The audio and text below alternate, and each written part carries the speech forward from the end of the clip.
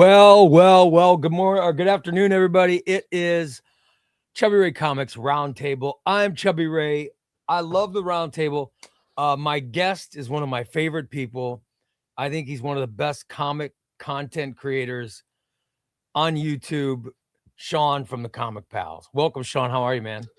Thank you. Thank you. I really appreciate you saying that. I'm doing pretty well. Anytime that I get to hang out with you, Ray, is always a good day. I think you are a ray of sunshine, my Oh, friend. thank you, my friend. I appreciate it.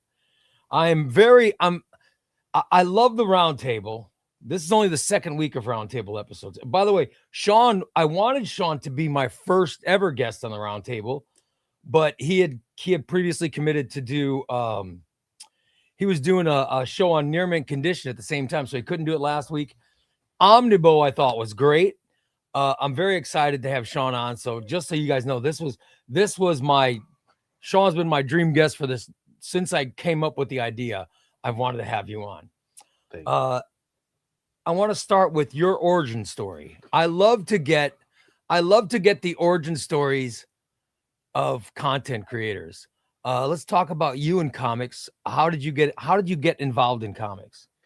So I think that I'm probably not a lot different than most people who are in my age group, where I didn't get into comics through comics. I got into comics through X-Men, the animated series, through Batman, the animated series, and things like that. So my first touchstone with these characters was on the screen. And I didn't really know where they came from, because it's not like those shows had advertisements and things like that. Um, so it really wasn't until my first memory of reading a comic book is when I was 11 years old. My family went on a vacation, a trip to Universal Studios in Florida, and they've got like that Marvel section.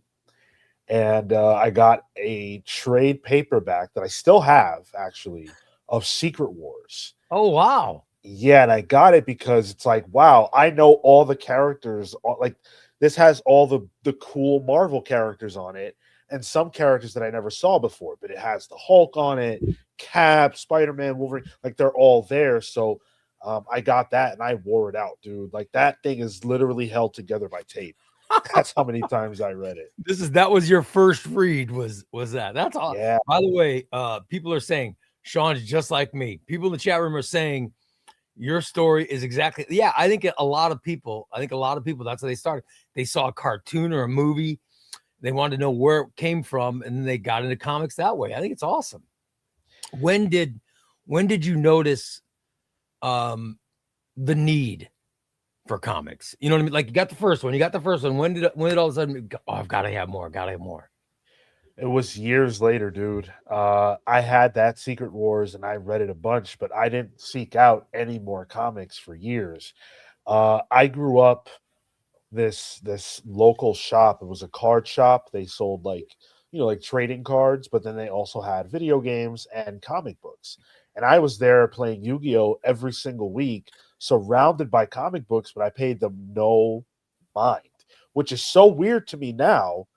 But at the time, I just wasn't interested. And it wasn't until it was probably like 3 or 4 years later, like maybe I was 14, when my aunt and uncle came home with a you remember those Marvel Legends? Yeah. Um, they would have a comic book in the back of the toy, and I read it, and in the back of that, it had an advertisement for how you could get Marvel comics sent to your house.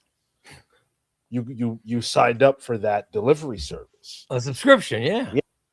And so I signed up for my very first series that I ever got were Ultimate Spider-Man, Amazing Spider-Man, and New Avengers.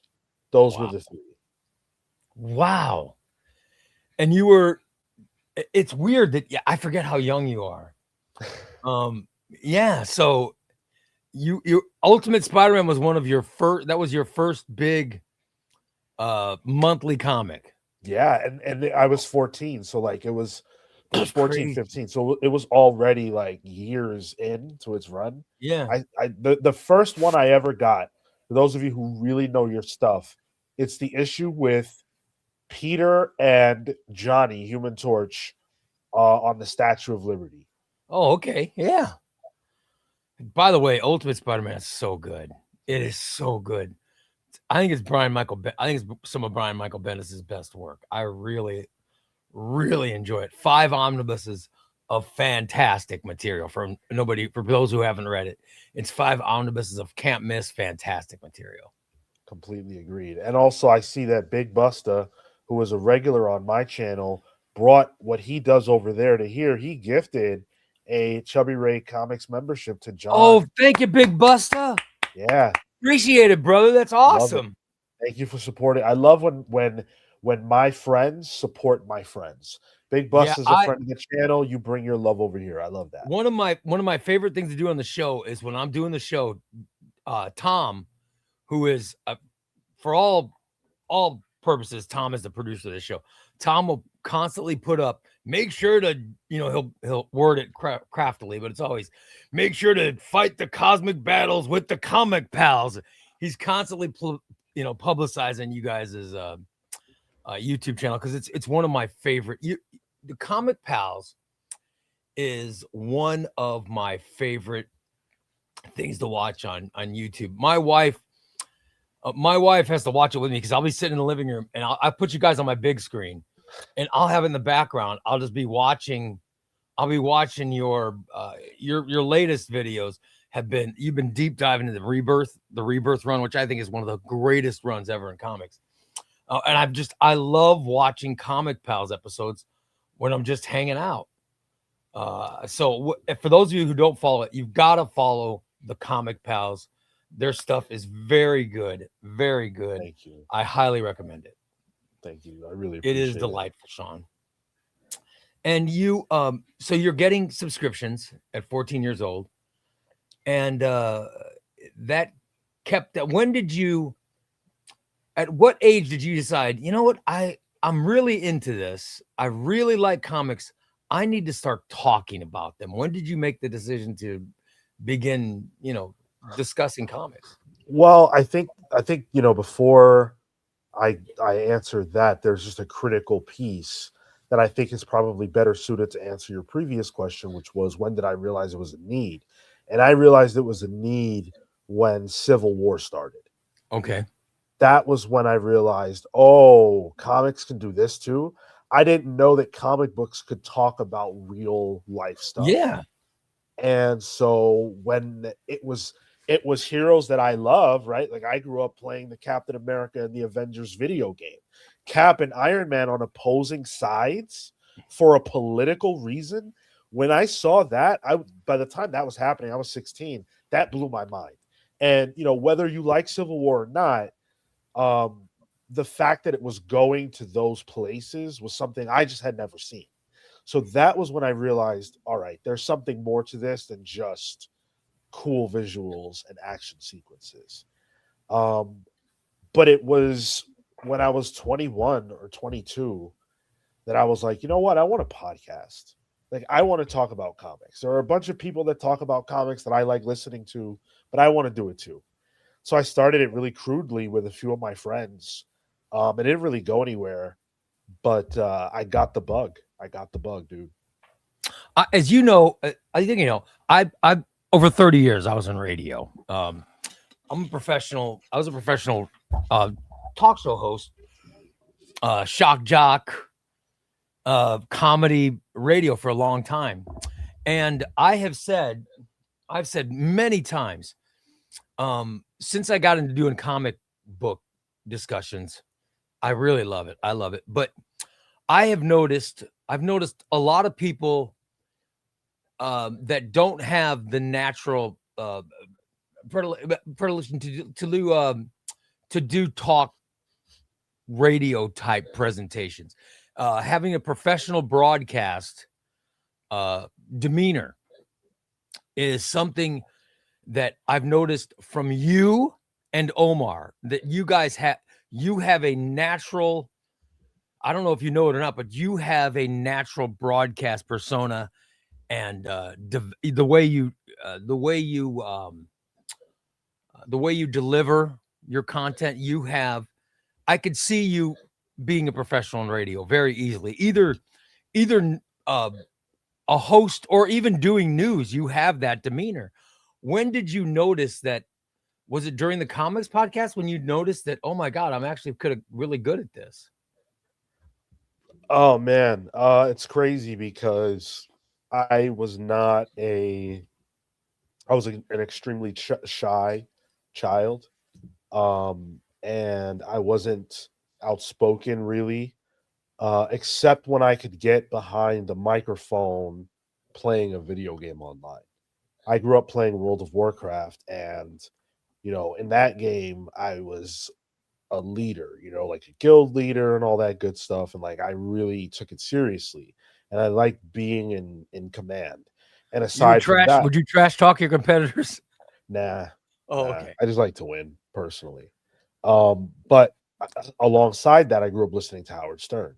Okay. So there were these two forces, which is like my desire to express my personality from behind of the veil, so to speak, but then also a love of like talk radio and that you could express yourself through the microphone. And so for me, doing this kind of thing was a perfect blend of two things that I really love. I love being the man in the chair, so to speak, for this show. I love doing that. And I love what that comes with. I love the expression. I love being the lightning rod. It's fun. Um, and I think that I get a lot of joy out of being able to have interesting and compelling conversations about comics that I guess I'll say the kinds of conversations that we have, I don't think you can find on other channels. Let me. I'm gonna. This is not Comic Geek Ray. This is Radio Geek Ray asking this question. Do you feel your passion for comic books drives that professional delivery? That you, like I said, you're natural. You are a natural for broadcasting. I don't know if you know it or not, but you are a natural at it. Do you think it's because you're talking about something you're passionate about, or do you think you could do that same delivery talking about things that maybe you don't have passion for? I am the most curious person I know. And that is extremely important to me because curiosity is the key to getting questions answered, right? So, like any kind of conversation that's put in front of me, what's the most interesting part of this person? What is the most interesting element of this thing we're talking about? And I'll find that, and we can talk about that for however long. That's So the goal. Point. Could you do, if somebody said, "Hey, I need someone to do an interview with," I'm just trying to think of a random person. Do an interview with an astrophysicist who found an asteroid. We need someone to do an interview, and they hire you to do it. Could you do that? Even though you'd have to read and could you do that, or is it just something that you could do for comics, which you're passionate about? That would be exciting to do because then I would be in the position of my curiosity rewarding me with information that I don't have. This person, if they're putting them in front of me to interview, there's a compelling aspect of what they do and who they are, and my responsibility is to pull that out. So you think you could interview a mathematician and have an exciting interview? Absolutely, because the person who's listening to that is me. They're not as smart as the mathematician. They need someone to be the layperson, their way into that world. And I can be that conduit because I don't know any more than they do. I'm telling you, you have that gift, man. I've said this before and I'll stick to it. You have the broadcasting. I think it's one of the reasons that I was so attracted to being your friend. I'm like, this, you've got it. You literally have that. I'll give you a compliment, but also I just wanted to bring that up, that you have that gift of, and you said you listened to Howard Stern. I don't know if you picked it up from him or if you're just a natural, but it is amazing to me. I mean, it's a shame that radio is died. Yeah. But you're a natural. You literally could have gotten in to that business and done very well for yourself, in my opinion. I think if I were 10 years older, that's exactly what I would have tried to do. Yeah. Yeah. Me being the age, I was able to get in at, 17 years old, and while I was still in college, and make a living out of it. Now it's sad, but you can make a living doing stuff online, and you're one of the content creators for comic books that has, in my opinion, you're one of the best out there. You're one of the best shows, period. But it's because I think you blend that expert broadcast persona with the love and knowledge of comic books. And here's another thing that I noticed from you that I don't notice about a lot of comic creators. And you can tell when you're planning to do a show on Comic Pals, you can tell the night before you're doing some heavy reading. You're like, okay, I'm going to talk about this. Let me read blah, blah, blah, and I don't think a lot of people do that. I don't like to do things that I don't do well.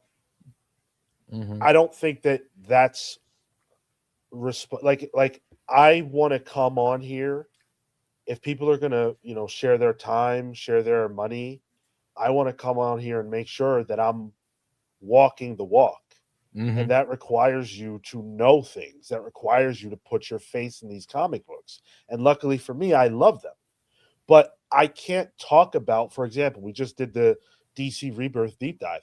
I can't get on there and talk about an era that I didn't read.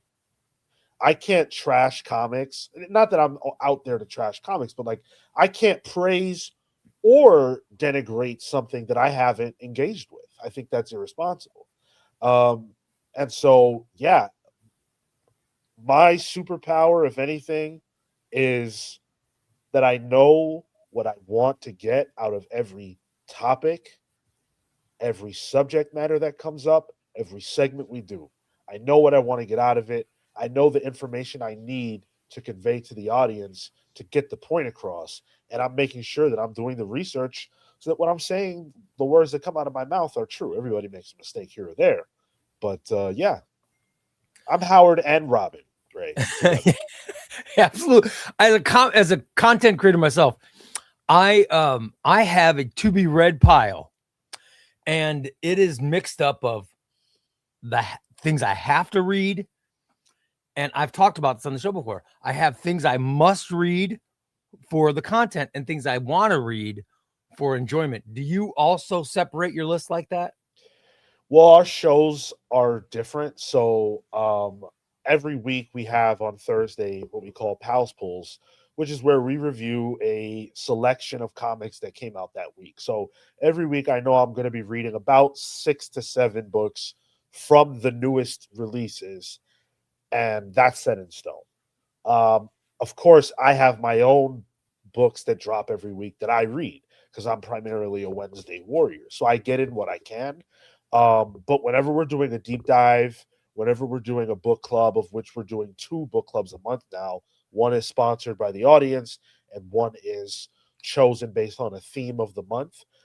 I find that I am consumed with reading comics for the show.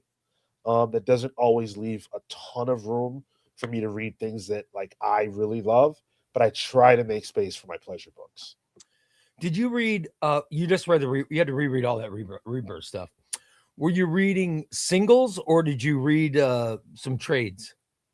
For example, did you read any of Percy's Green Arrow or Venditti's Hal Jordan and the Green Lanterns or Williamson's Flash? I mean, how did you read them singles or did you grab paperbacks? What was your choice of reading? You mean for this time around? For your Rebirth rereads. So I read a lot of that stuff when it was coming out. Right. in singles. I was deliberate about what I reread this time, and my choices were based around importance to the era, relevance to the conversations that I was trying to drive. So, like, I read every event from the era. So, your Heroes in Crisis, Doomsday Clock, both metal events, Batman by Tom King. I've read Superman by Bendis, a lot of that stuff. And I'm just reading that online. Like, we have a DCUI account, we have the Marvel account. So, like, I'm just reading them online. But okay, I didn't even consider online, but yeah, I do. I think it's awesome. I do think it's awesome. You guys, you've inspired me. I'm reading Metal right now. Never read it before. Oh, Never read it, wow. and this is my first time reading it, and it's really, man, that was I got that inspiration from the Comic Pals. That made me go, you know, I've never read that, and I'm really enjoying it. Really enjoying it. And that's one of the things, dude, that, and I'm sure you experience this too, that I really love about what we get to do, because I don't like metal. I think it's weird. Right. But it doesn't matter that we don't agree on that book. I don't Yeah. care. Like, I love the fact that talking about it in any way encouraged you to go check it out and make up Yes. your own Yes. mind. Exactly. Yeah. My goal is not to convince people that I'm right, it's to make you think. I love Doomsday Clock, and when you did, you were praising Doomsday Clock when you did that episode, and I saw a lot. There was a lot I had in common with you were saying with what you were saying, but I also could listen to detractors of it and open my eyes. I think I thought what you guys did with Doomsday Clock was really, really good. This whole rebirth thing with Comic Pals has been really good. And yes, this is a way I'm plugging Sean's show, but yeah, just to let you guys know, I thought it was really well done. What you guys did was really nice.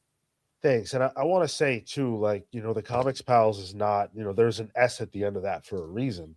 It's Hmm. not just me. Any visuals that you guys ever see is all done by Tyler. There's a lot of back end stuff that you don't notice that's done by Tyler and Marco, for that matter. Tyler runs all the effects and graphics. Marco's putting up polls throughout the show. So it really is a 3-person effort. I guess it's just sort of like, a band has a front person. Yeah. Yeah. How do you guys determine how do the Comic Pals determine this is gonna be we're gonna deep dive into rebirth this month. Who makes that determination? So, if we're talking about a deep dive, Yeah. those are pretty. I mean, I wouldn't want to say rare. I do about 3 a year, probably, because they're very time consuming and they dominate the show. And those are all just things that I feel like talking about. Rebirth was topical because this is the 10-year anniversary of it. Plus, someone sponsored us to talk about Doomsday Clock. So it Mhm. made perfect sense from a synergy standpoint that Rebirth is topical right now. Somebody sponsored us to do a book club anyway. Let's just do this deep dive. And so that's chosen by me. But the theme of the month that we're doing, so for April, the theme is street level heroes for Marvel. Daredevil #1 is coming out tomorrow, in fact. And so that kind of created the theme. And that was something that the 3 of us decided together. How do you for example, you guys just interviewed Stephanie Phillips. Yeah. How do you make that happen?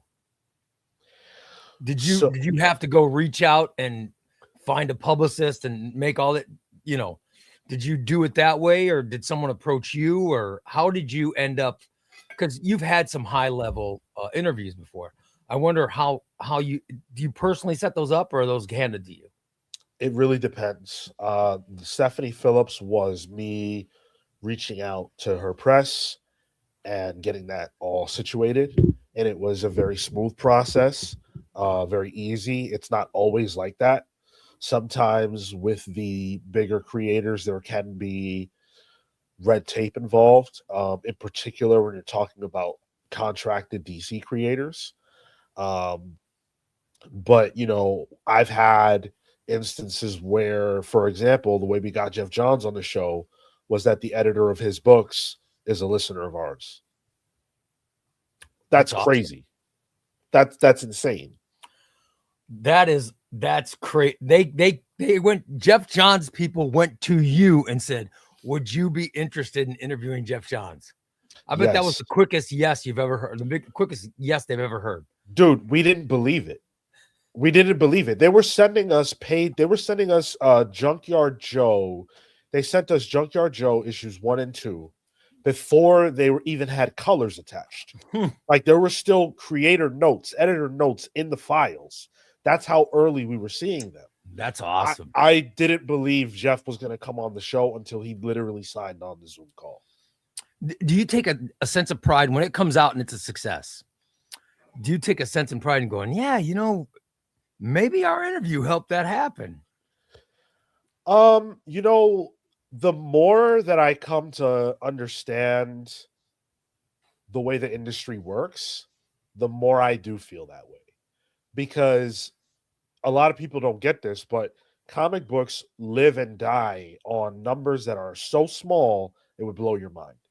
Mm-hmm. And so literally, if you can take a book and give it even 100 more sales, that's huge. Mm-hmm. Because that's not necessarily just that one book. Let's say Ray's putting out a book and he comes on the show, the Comics Pals, to promote it.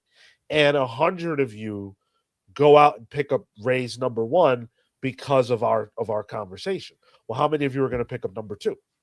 That's an additional sale we helped generate for Ray's book. How many of you are going to pick up number 3? Like, it's so important. Warner Brothers, with DC, Warner Brothers is very good at that. When I hosted my own radio show, I would occasionally, Warner Brothers would do a movie and they would call us, one of the publicists would call us and say, hey, what would you think about interviewing blah, blah, blah? And we would interview the person, and literally after the movie would come out, they would be able to track how many people went to the movies in all the networks that I broadcast to, because I was a syndicated show. So every single network or every single city that my show is in, they would be able to look and see what the sales were like and determine whether it was a success or not, which is crazy how advanced some of these big companies are. I mean, it is amazing. And I don't know if Image is that advanced or Ghost Machine is that advanced now, but that is really cool when that stuff happens. Well, the easiest way to see that result is through Kickstarters. We have had on multiple creators who aren't big names that run Kickstarters, who are friends of ours, and of course we want to help them out. And you can clearly see the Comics Pals bump have an effect on them. And our channel is a percentage the size of Omar's or Comic Pop's, right? So they have far more sway and power than we do, but I am absolutely cognizant of what it means for a creator to have the spotlight of thousands of people being able to hear their pitch for their book. Yeah. The Comic Pals, you guys have a really big channel, but let's go back to, you said you were doing a podcast. You started a small comics podcast with a couple of people. Yeah. How did you get from that small comics podcast to then eventually hooking up with the Comic Pals and as big as you guys are now? Let's talk about the small comic podcast to the big Comic Pals. This is a weird story. I'll try to condense it. So I was doing a show with a couple of my friends, and it was very low effort. It was very low budget, and it was inconsistent, but it was fun. I like doing it a lot. And so when it fell apart, I wasn't ready to be done with that kind of thing. I met somebody playing World of Warcraft who, get this, not only happened to live in New York, not only happened to live within 30 blocks of me, but also happened to live with and work for the owner of a very, at the time, well-known comic book website that was looking for new staff. Of course, I jumped at the chance. And I met all the comics pals through that. Oh, wow, And that's awesome. when we jumped ship for reasons I'm not going to say, um, I still wasn't ready to be done. And so myself and one of the other guys were like, okay, if we're going to keep doing this, who else do we want? We put together our Avengers and we assembled them, and the Comics Pals were born. That's awesome. We've had some roster changes, like most superhero teams, but the core is still present, and we're stronger than we've ever been. I think what you guys do is really sensational. So you went, it was a World of Warcraft connection that got you going. Yeah. See, I'm always those origin story weird points always get me. I just World of Warcraft. It's really strange. It's really strange, man. Life, I don't have any type of like spirituality, but every now and then something happens that makes you go, wait a second. That's a little bit weird. You grew up in New York City, right? Oh yeah. You've lived there your whole life. Oh yeah. Most interesting person you've ever seen just walking around. Woo. That boy, oh boy, I've seen a lot in New York. Because New York City is the one place in America where you can be on the street and see someone that you're like, oh my God, did I just see, you can run into a person on the street. Celebrity wise, I've met Rosie O'Donnell at the Gap, Kelly Ripa at McDonald's. Just very strange encounters like that. But in terms of seeing someone do something weird, there's a woman once I saw walking around barefoot in the streets of New York, and that scared the shit out of me because there is nothing that could compel me to walk that gravel with no shoes on. Every version of Hep is on those floors. I'm not doing that. I'll be damned. Last time I was in New York City, I was at Sirius, and then I had my wife and daughter were at they went to 30 Rock. And so I pulled in, did a quick little meet thing, and then I drove. I don't remember, I don't know Manhattan for crap. I've only been there a couple times.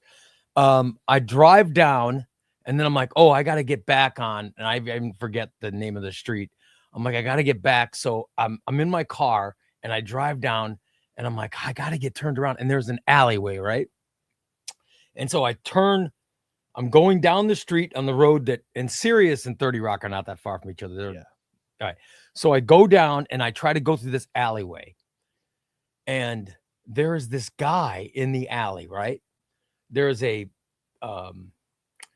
SUV in front of me, goes in the alley, and I'm trying to get around the SUV, and a guy gets out of the SUV, right? And I'm trying to get around him, and he's walking slow, and I'm like, what the hell? And so as I'm going around him, I drive, and it was Andy Cohen. And, I mean, and I go, this is only New York. Like, I go to Chicago all the time. You don't run into anybody. You don't run into anybody famous in Chicago. Right. In New York City, you just see someone walk in an alley, and it's Andy Cohen. I mean, it's very bizarre. It's unlike any city in the country or in the world where you just run into famous people. I've never not seen a famous person. Every time I've gone to New York, you run into somebody. I'm not surprised by that at all. Yeah. So that's why I asked the question, Yeah, it's totally normal. Although on my channel, one of the things that we do is I'll tell tales from my LCS, tales from my local comic shop. And probably the most popular one I've ever told, and it involves how I got the nickname the LCS Sheriff, is this goes back to when the Ultimate books first launched, the next wave of them. So like Ultimate Black Panther, Ultimate X-Men, and all that stuff here a couple years back. Ultimate Black Panther was notoriously under ordered and under available. And in particular, there was an instance where the shipment of Ultimate Black Panther was stolen, fell off the back of a truck. So I'm at my LCS, and this is circulating. We're having a conversation about that fact. I was talking to someone, right, and then this other individual who I see at my LCS all the time. He's always talking to people. You would think he runs the place, but he doesn't. He's just a consumer. He comes into the conversation and serious as a heart attack. He looks at me, he looks at us, and he goes, you know what? That's so messed up. Keeping comics away from all these people stealing like that. I'm not a violent guy. But if I met whoever did that, I would do this, that, and the third. And he's really, really getting into it. And every time he stops himself, he goes, but I'm not a violent guy. I'm not a violent guy.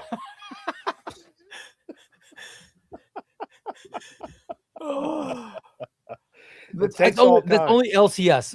Only at LCS. Only at an LCS would you see a person who is a consumer acting like they own the that would, where if you just walked in as a stranger, you would confuse them with right, someone owning the place. What do you even care? Why are you so passionate about this? Like, I love comics. Shit, I wanted my copy of Ultimate Black Panther too. But, well, that is what makes comics cool, though, is the passion, man. People love what we get from comics, which is a little break from real life. You know what I mean? We get that. The time it takes to read the comic, you are on vacation. At least that's how I consider it. I think a lot of people do the same way. I think they consider it. This is my happy time. This is my personal time or my alone time. We get so much joy out of it. So you guys start the Comic Pals. How long before it took off? Jesus. I would say the first 7 years we were doing it, to very little attention. It's really been here in the last 3 years that things have exploded. And there are a few things that I attribute that to. One of them is going live.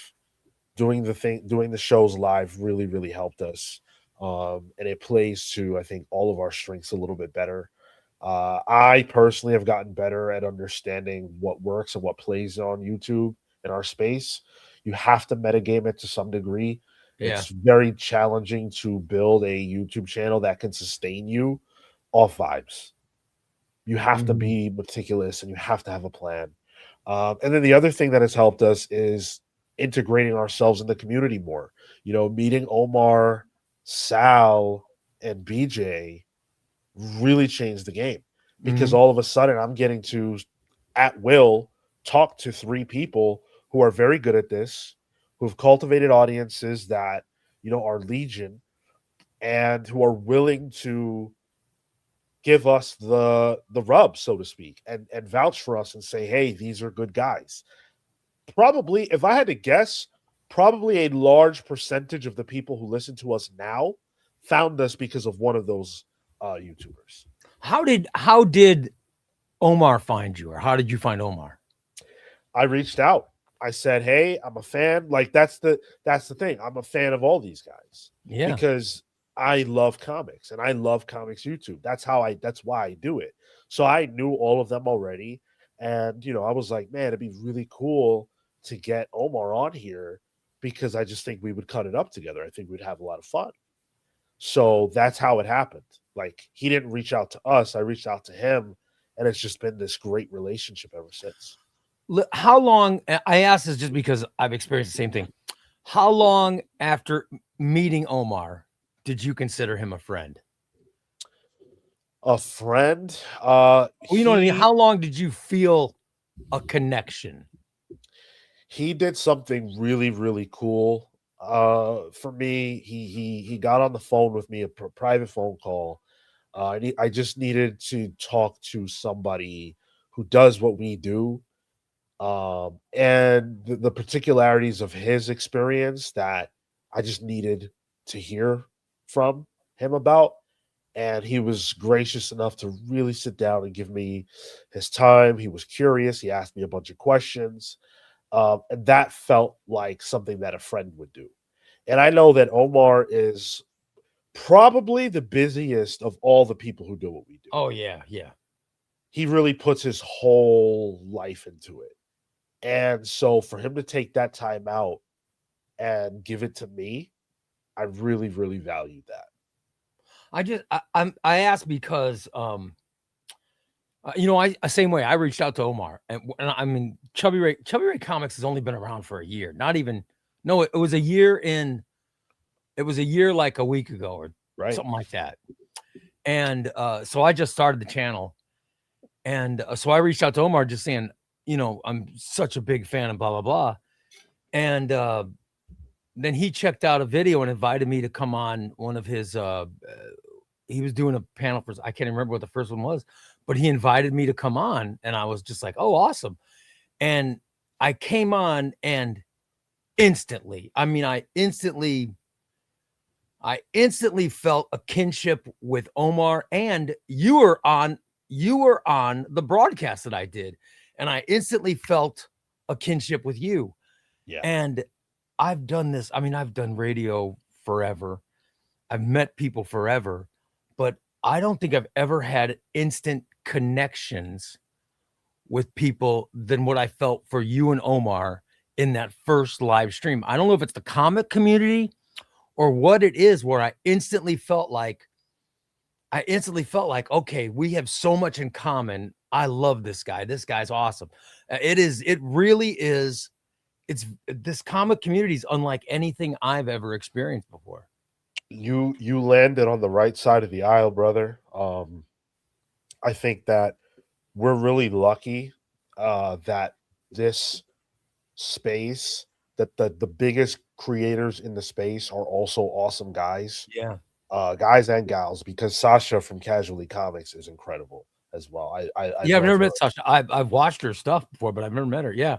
Yeah. And I don't like to badmouth anybody, but I think there are people in the content community though that I don't think I'd get along with at all. And I don't. Sure. I'm just saying that I've seen some people where I say, oh, and I shouldn't name, but I shouldn't name them. I know I'm probably going to get in trouble for this, and please don't hold it against me. But there's a guy out there called Gem Mint. I don't know the guy, but I see this guy and I say, oh man, I would hate that guy. I don't think I'd have anything in common with that. And I know it's probably horrible for me saying that. And I'm not bashing the guy. Trust me, please don't take it as me bashing him. I'm just saying that I can feel that I would have nothing in common with this person.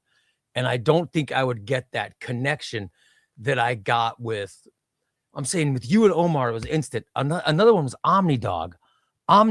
It was instant. Crushing Crisis, it was instant. Yeah. Dom of X, instant. There's this instant connections you get. And then there are other people I see. Like I said, I'm just using an example. I saw that guy and I'm like, there's no way that I would ever feel any kind of kinship with that guy. You know what I mean? I probably shouldn't have named the guy, but you know, I was just trying to prove my point, you know. I've encountered YouTubers who I just don't like, and the vibe wasn't good. And it sucks, you know, but it's like anything else, you know, you're not going to get along with everybody. Yeah. And we're all busy. So I just don't even waste my time watching or engaging with channels who are run by people that like I don't like because I've met them, or I don't like because I can tell that they don't love comics by the type of stuff that they make. Right. You know, it's not to say like I don't love every comic I read, and I'm not going to get on here and say that I do. But I also have an inherent love for comics that's forward in everything that we do. And if that's not your vibe, I'm not interested in you. I have an enthusiasm problem. Because so much of my life has been, you've got to you've got to act a certain way. You know what I mean? Uh, being a quote unquote shock jock or whatever you want to call myself early in my radio career. There's a certain way you have to act, and there's a certain way you have to be. I mean, I interviewed porn stars, for God's sakes. But with comics, I love them so much. I'm so enthusiastic about it. It's hard for me. It's hard for me to say anything bad about a comic because I love them all. But I think sometimes people confuse. Oh, Ray just loves all comics. But no, I don't love all comics. It's just I have a hard time finding the bad in comics, if that makes any sense.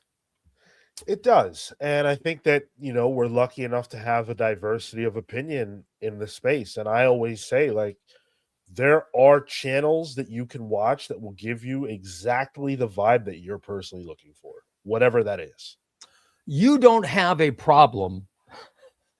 You have no problem saying you don't like something. I've noticed that when you like something, oh, it's great. When you don't like something, you will definitely let people know. Yeah, because I'm just not disingenuous. I have to tell the truth. And it's gotten me in trouble. There are people who don't like me because I can't stop saying what I think. And that's fine. I don't care. And when it comes to comics, I don't take pleasure in saying negative things about books. And a lot of times I am holding back because I don't want to like really go too hard. But A, we do have to be honest. B, this is entertainment. And C, these are my genuine thoughts, and I come here to say the truth. Have you ever had a comic creator heard you insult them and then met them? Okay, so just to clarify that, I never insult creators. Okay, all right, yeah, I don't. It's right. You don't, but you will say I don't like their work. I didn't enjoy this that they did or whatever, but I'm never going to tell you someone is bad. In fact, 99% of the creators that I've met have been wonderful human beings. So I'm only ever going to talk about the work that someone does. But yes, I have had that experience. There was a particular creator who heard a book club that we did.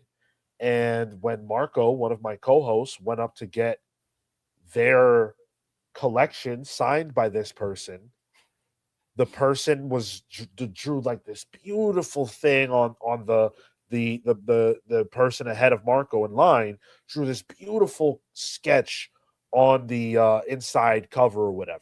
And then when Marco hands it over, they just did like some quick little doodle shit and handed it back. Stone cold, said nothing. Poor Marco. Yeah. And the worst part for Marco is that he is a huge fan of that creator and didn't say anything negative about their work at all. Oh man. But he was guilty by association in that case. Sorry. Yeah, I'm not big enough for, for anyone to hear me say anything. But yeah, I was just wondering how that works. I mean, are they offended or they let you know? How do they let you know? And look, did it change the way that you present yourself? No. You're still going to say the same thing no matter what. Of course, man. Why not? You know what I'm saying? Why not? I think, critiquing from a place of love and passion, is okay. And I think that it's very challenging to be a creative person and put stuff out in the world and have people critique it, but that is the way things are.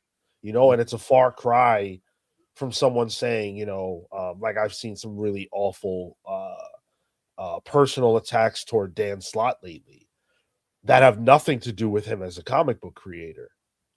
How you make the leap to attacking someone personally Yeah. based on stories that they tell, that is disgusting to me. Yeah, I agree. There are creators who I will there are creators that I will have a differing in opinion over their politics and my politics, but I never let it get in the way of me reading and enjoying their work. There are creators who might disagree with might disagree with my views on different subjects. I try to never let it um, stop me from enjoying their work.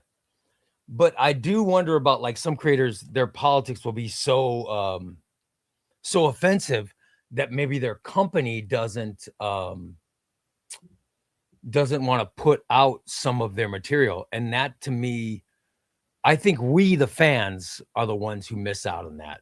For example, I think Chuck Dixon could have a lot more collected edition stuff, but I think some of his political stuff has kept his company from putting some stuff out. I don't know if that's a fact or not, but I think that there has been some stuff said that has prevented his company from putting it out. And I think that we are the ones, the fans of comics, that suffer because of it. So I wish they wouldn't do it. I wish they would just keep quiet. But I am very anti-censorship. I mean, I'm a Howard Stern fan, right? Mm-hmm. So like I'm all about freedom of speech and everybody's capacity to say whatever's on their mind. At the same time, though, I also think that DC is well within their right, or Marvel. Absolutely, yeah. They're the owners. They own it. Because there are look, there is a certain Green Lantern artist, EVS, right, who is, in my opinion, as in that era, one of the best artists from that era. Mm-hmm. However, and I could look, you throw Green Lantern at me, those Green Lantern Omnibus you have over there on that shelf, I'll read it all and I'll love it all. And, and he's a big part of that stuff. But am I looking for new stuff of his? No, absolutely not. Yeah. Absolutely not. Because I know where he comes from. And it'd be one thing if he kept his mouth shut and drew. But to be honest with you, as much as I despise what he stands for, I respect him for at least being upfront about who he is. Yeah. And we can all make our decision about what we want to do. But I do wonder why, if you're trying to sell things to the public, just keep it to yourself. I mean, why would you, Ray, there is a whole other lane of monetary exploitation called grifting. Yeah. And that is the lane that a lot of those individuals find where, hey, I have less deadline pressure, less oversight, less censorship, right? I own the material, I'm making more money from it, and I get to spew my hatred. And the target audience is people who want to hear that and don't care as much about the quality of what I put out. It sounds like a no-brainer. Yeah, when you put it that way, it makes sense. We're running out of time, so let me do some quick stuff. Quick questions. Top 5 favorite characters of Sean. Top 5 favorite characters in comics. Yes. Jean Grey, number 1. Batman, number 2. Captain America, number 3. Number 4, I would have to say Cyclops. And number 5 is tough, and I think I'm torn. No, number 5 is Spider-Man. Give me top 3 Marvel stories. Give me your top 3, like so-and-so run the blah, blah, blah story. Civil War, if that counts for you. Yeah, that's great. I think Civil War, yeah. Uncanny X-Force by Rick Remender. That's my favorite like ongoing run ever. Other than Morrison's Batman. And then my third would be New Avengers. No, it would be Hickman's Avengers. That whole epic saga. Give me your 3 all-time favorite DC stuff. All-time favorite DC story arcs. Grant Morrison's Batman, Doomsday Clock, and probably Greg Rucka's second stint on Wonder Woman. The Probably. Rebirth Sin? Yeah. Coming out in omnibus. I know. I saw They that. announced it. Coming out in omnibus. Yeah. Oh man, that's such a hard question though, because I'm leaving out so many things I know that are important to me. But let's get to the next one. I'll help you.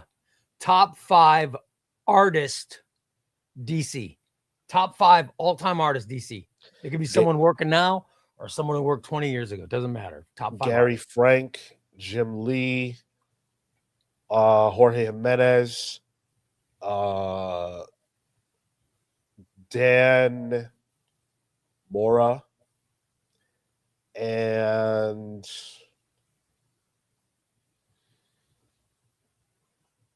Clayman. Marvel. Top 5 artist. Jim Lee. Mark Silvestri. Silvestri's good, man. Pepe Larraz, Steve McNiven, Pepe Larraz, and last one's tough. Maybe David Finch. Top 5 writers, Marvel. Top 5 writers, Marvel.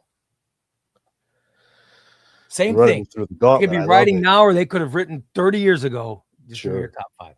Bendis, Hickman, Remender. You got 2 more. 5. I'm sorry. Bendis, Hickman, Remender. Probably at this point, probably Al Ewing. And rounding it out, Ed Brubaker. Let's go DC top 5 writers.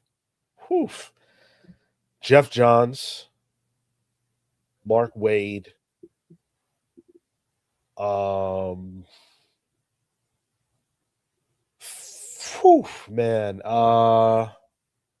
Grant Morrison. What am I doing? Of course, Grant Morrison is in that conversation.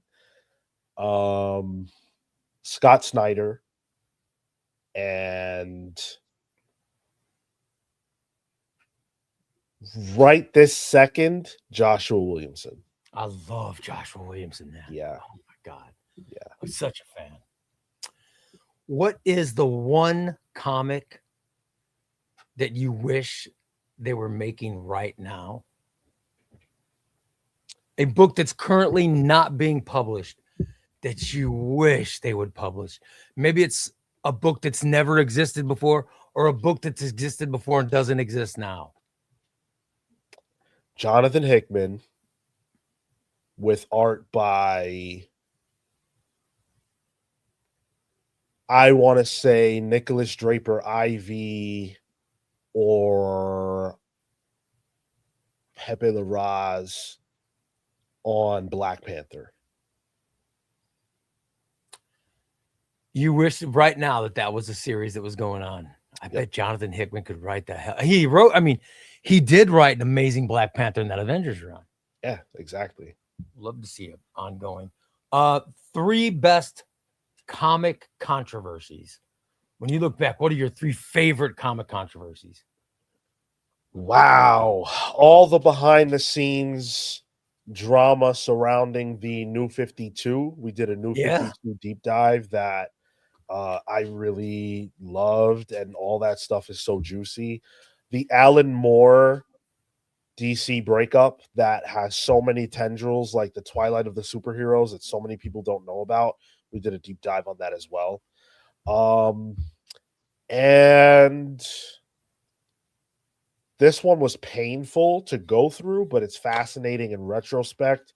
Marvel's freezing of the X-Men and the Fantastic Four, which was crazy. Yeah. And it was all because the movie rights. Thinking about that as a thing that happened is insane, that they would shoot themselves in the foot like that. But, yeah, I never understand it. But who knows with what do you think? Is Paramount owning DC Comics going to be a positive or negative, or won't matter at all? I think it won't matter. I think the comic book division is a rounding error for companies this big dealing with numbers in the billions. I think it's going to be neutral. If it were going to have any effect, it would be negative, but I don't think that there's going to be anything to come of it. And last question. If you could change one thing about the comics industry, what would it be? The price of comics. The price is too damn high. You'd want to lower them. Oh, yeah. Now, granted, I'm not saying, like, I'm not taking the fullness of the realities of pay for creators into the equation and things like that. There are legitimate reasons for the price of comics, but still, $4.99 to $5.99 for new comics is insane. Yeah. Childish Brandino wants to know why Marvel's charging $6 for issues. Yeah, it's bad. It's really, by the way, bad. Big Busta says there's a very good shot Paramount Warner Brothers merger won't even happen. True. Well, fingers crossed, because isn't there, if it doesn't happen, doesn't Paramount still have to pay so many $1 billion? There's a penalty, right? There probably is. I really am not an aficionado when it comes to all that, but I think you're right.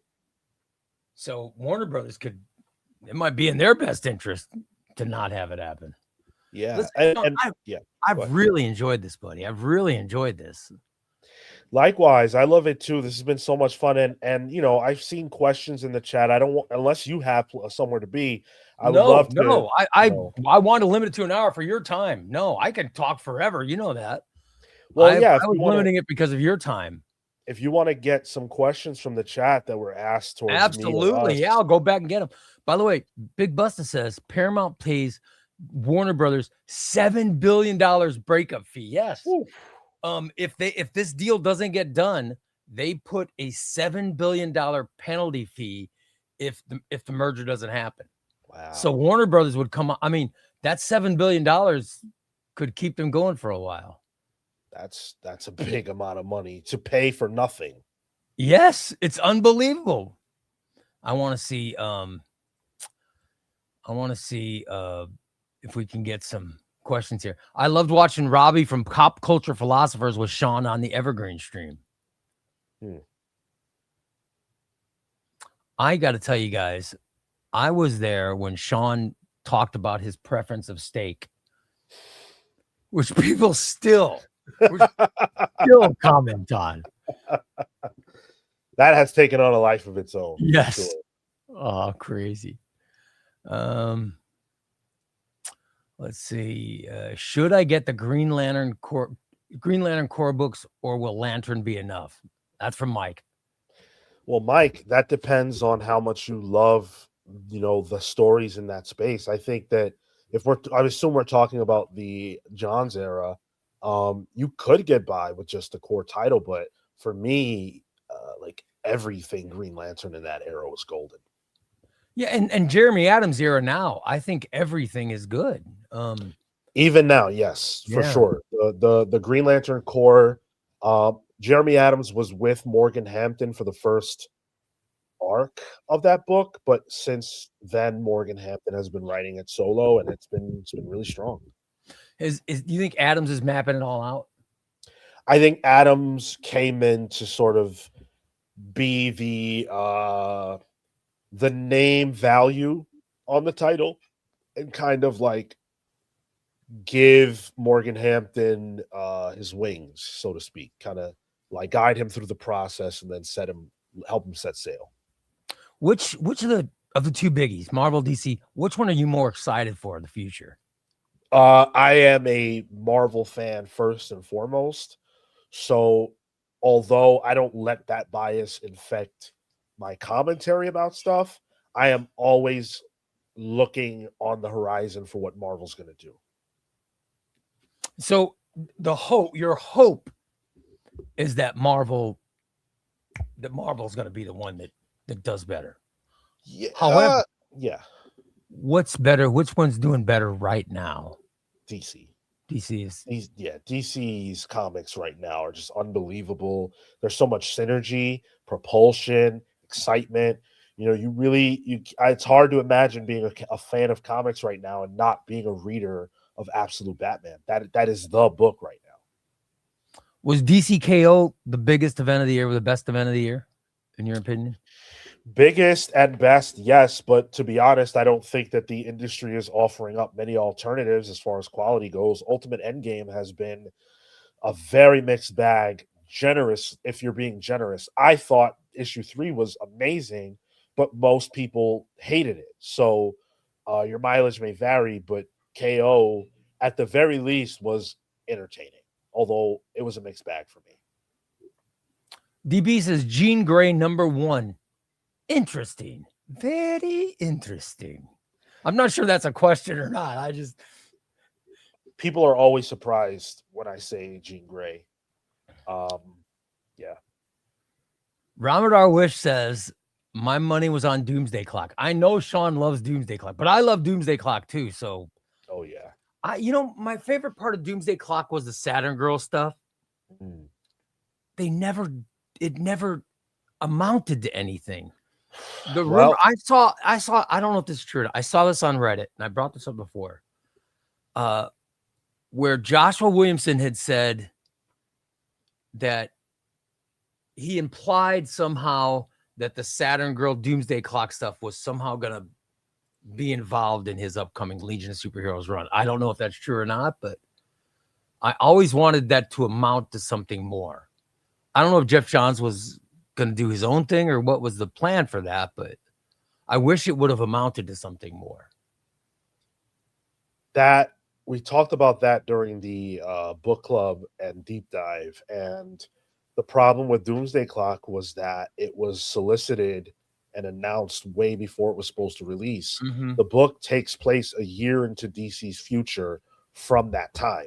So all the books were supposed to catch up to Doomsday Clock and sow the seeds for what that book was going to be. And then when it ended, they would play off of Doomsday Clock in the aftermath. But because of the delays, Doomsday Clock ended up taking like almost 3 years to release in full for just 12 issues. And DC could not hold itself back long enough to line things up. In your research, what was the cause of the delay? So Jeff Johns told us when we interviewed him that Doomsday Clock was announced 6 months before they were ready and before they had agreed to announce it. So they lost 6 months of lead time. And if you've ever read Doomsday Clock, you know that nothing about it is phoned in. The art is all immaculate. Every single line of dialogue is crisp and has a reason. And there's a bunch of back matter and cool stuff that they added to it. So they clearly needed all that time that they didn't get. And also, it's clear to me, and maybe this is armchair quarterbacking in retrospect, but it's clear to me that should have always been an every other month release, and that monthly was never going to work. I loved it, but like I said, I'm a collected edition reader, so I didn't read it as it was coming out. I read it after the collected edition came out. Yeah. By the way, Childish Brandina says, I'm surprised Sean didn't say Bagley. Bagley, Hitch. It's tough when you're asked those questions on the spot. Todd McFarlane. Yeah.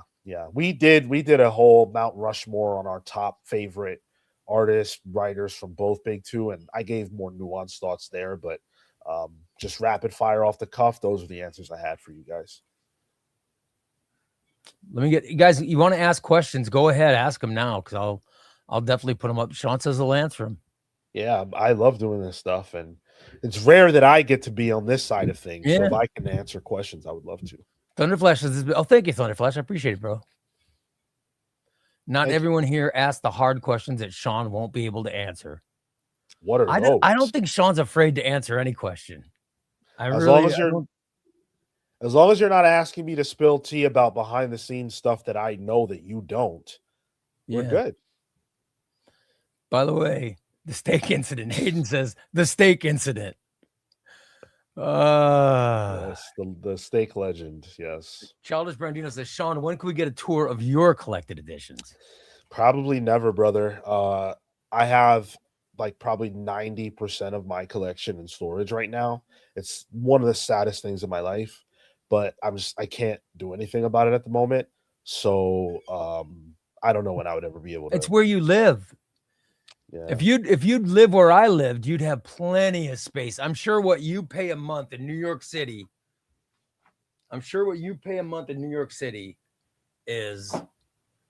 Would get you a high rise here in where I live. For a pot to piss in, by the way. Like I know. Yeah. New York City prices are insane. Yeah. But if that's where you grow up and that's what you know, that's what you know. Mm-hmm. I'm a fan of cable. What books would you guys recommend? Sean, I will leave this to you to answer.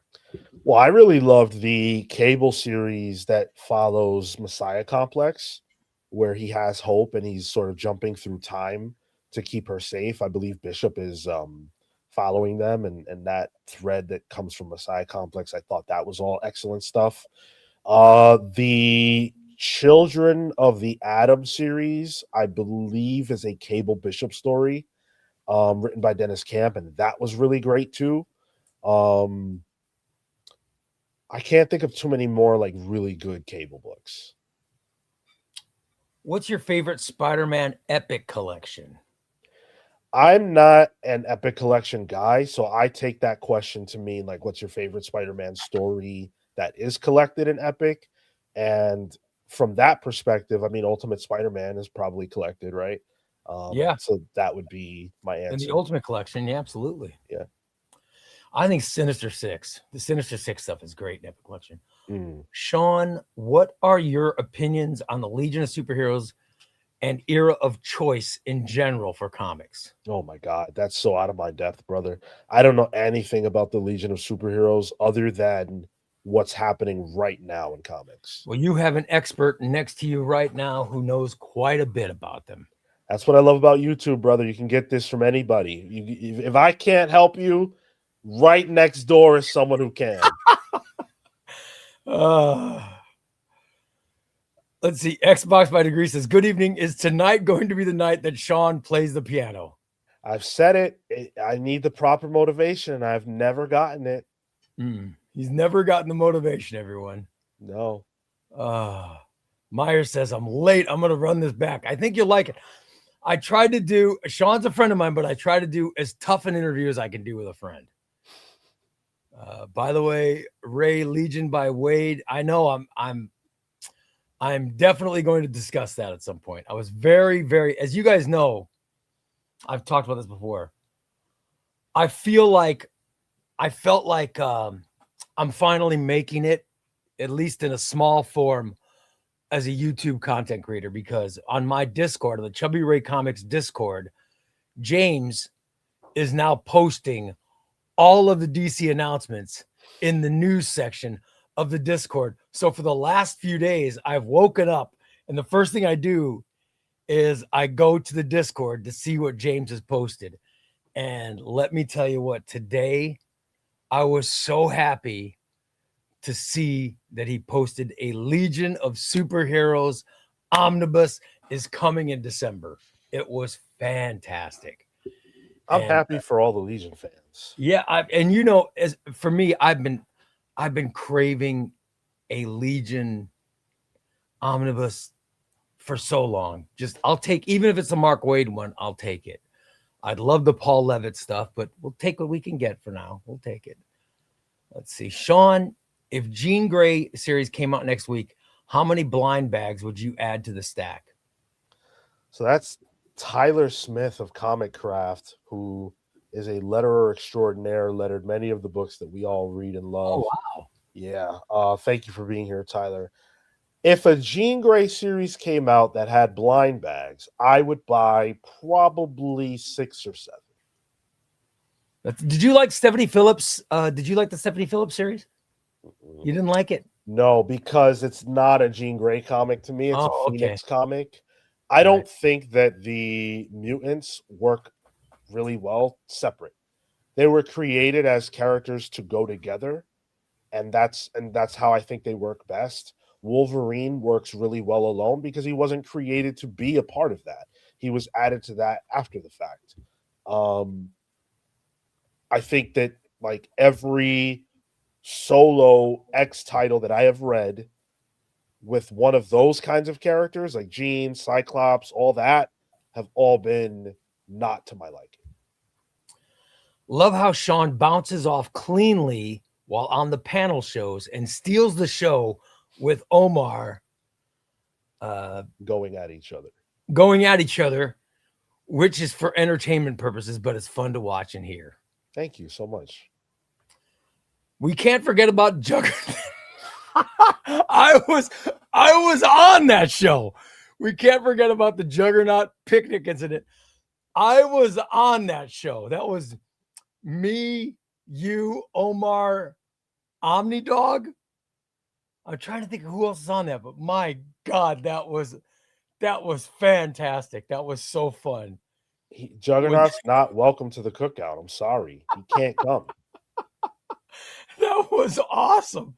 For those that don't know what we're talking about, you have to find this and watch it. It's a very funny Sean moment, guys. Trust me. A pot to piss in. Sean's got a grand piano and a fireplace in the background. Oh, God. Favorite story arcs in Morrison's Batman? Whew. Oh, man. Batman and Son is a killer. That sounds great. Unbelievable. I really love the all the Black Glove stuff. All the Black Glove stuff. You know, I was spellbound by all that. The first issue of Batman that I ever read is the issue where he confronts the third man, the third of the fake Batmen, and he's in the electric chair and he saws off his own fake arm to get out of it. That was my first touchstone with Batman, and I ate that whole run up. I've probably read that cover to cover more than anything. I love it. Word of advice on storage in New York City: get your stuff insured. I don't even want to talk about that. Yeah, New York City would be, like I said, I love it. Every time I've gone there, I loved it. But man, it would be rough to live there. Sean, does Comic Pals do collected edition shows? Probably not in the way that you're thinking. We talk about books that exist in collected editions as part of our book clubs. So, for example, we just did Super Sons this past Monday, which of course has an omnibus and various collected editions. We did Doomsday Clock a couple weeks back, which was the very first Absolute that I've ever bought, I'm pretty sure. So that was fun.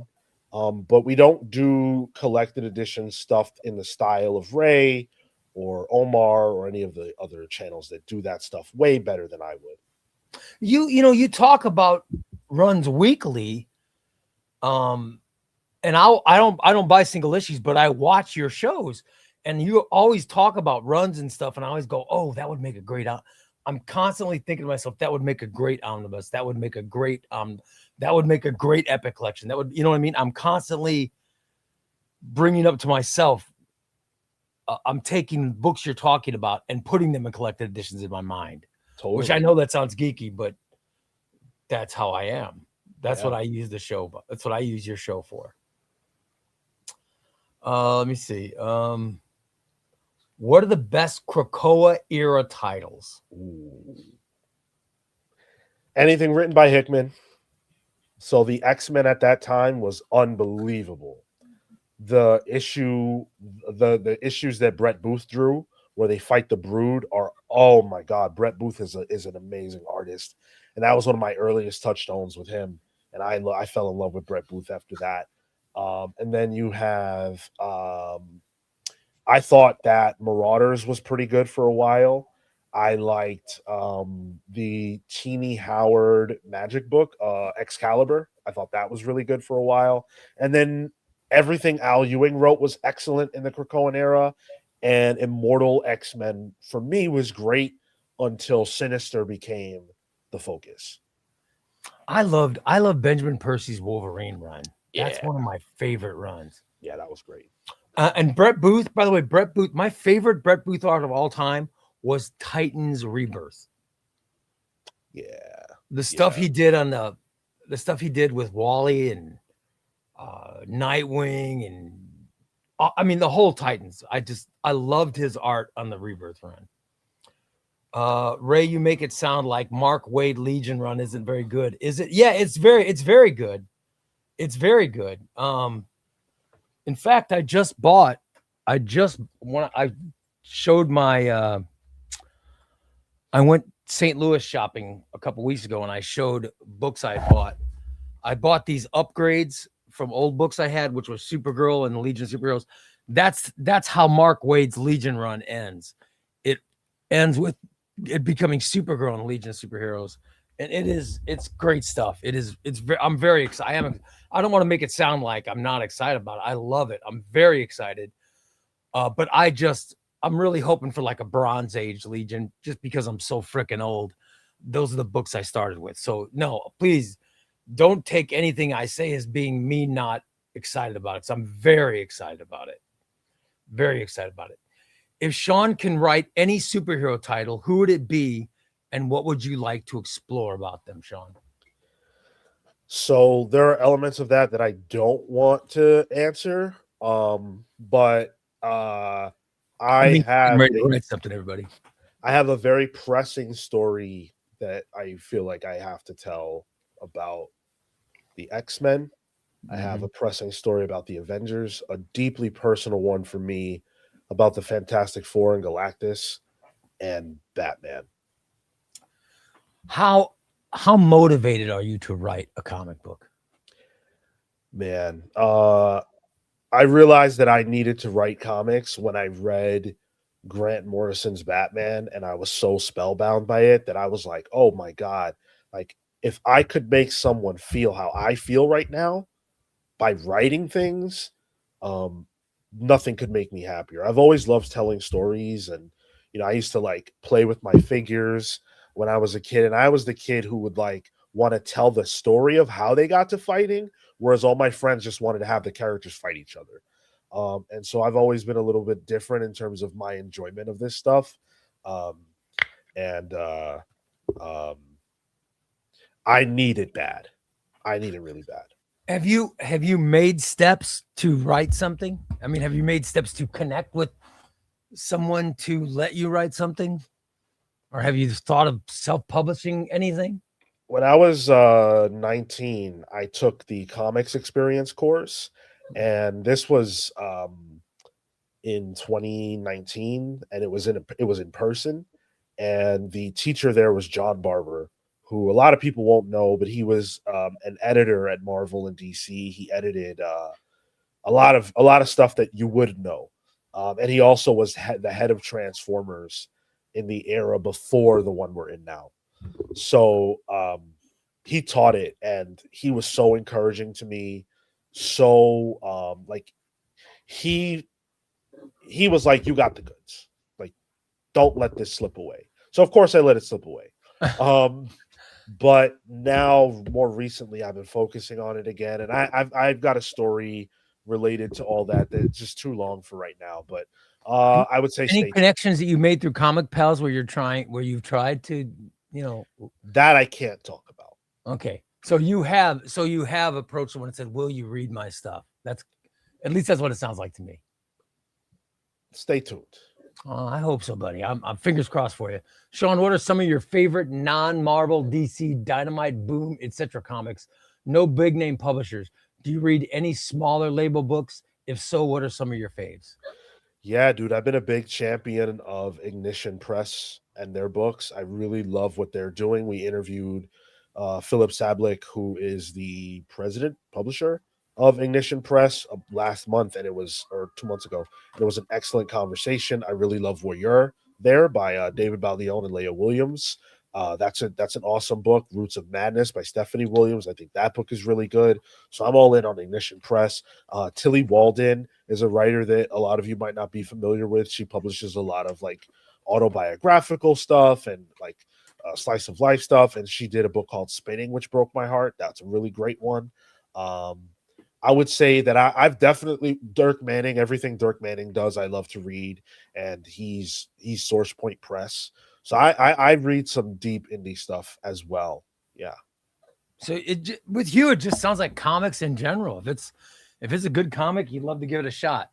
Yes, put it in my hands. Absolutely. I read a Wonder Maddie, who a lot of you will be familiar with from Omar's channel. She runs Old Reader, New Reader over there, and she put me on through that show. She's put me on to stuff that's really excellent. So there are great comics coming from every single corner of the market.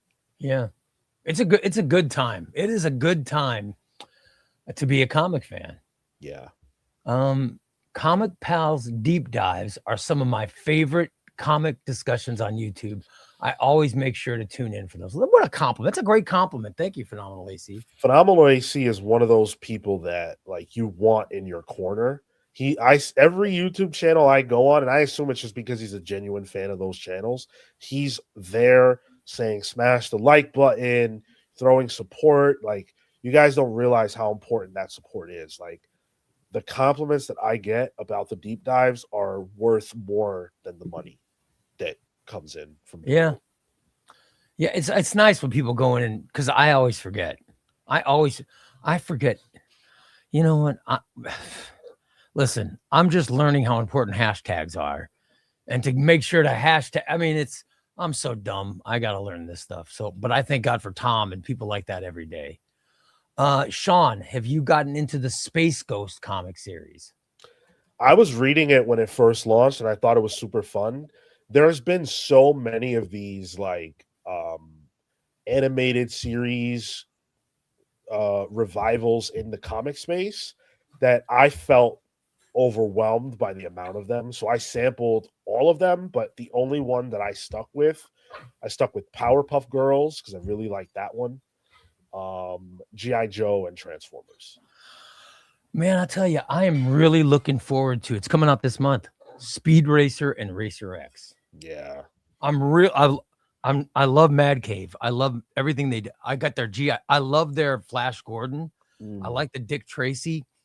I just think Mad Cave Studio is doing some great stuff. I love Speed Racer and Racer X. I hope they're going to be good. I haven't read them, but I hope they're going to be fantastic. David Pepos is talented. DP says, sorry if I missed this, but Sean, do you just mainly collect single issues? Yeah, I mean, I definitely have a whole bunch of trades and omnibuy and all that good stuff. A lot. I've been collecting comics for a long time now, and I've amassed a massive collection of them, but certainly not comparable to what Chubbyray has going on or Omar. Not like that. I'm primarily single issues. I have all the same books they have, just not in that format.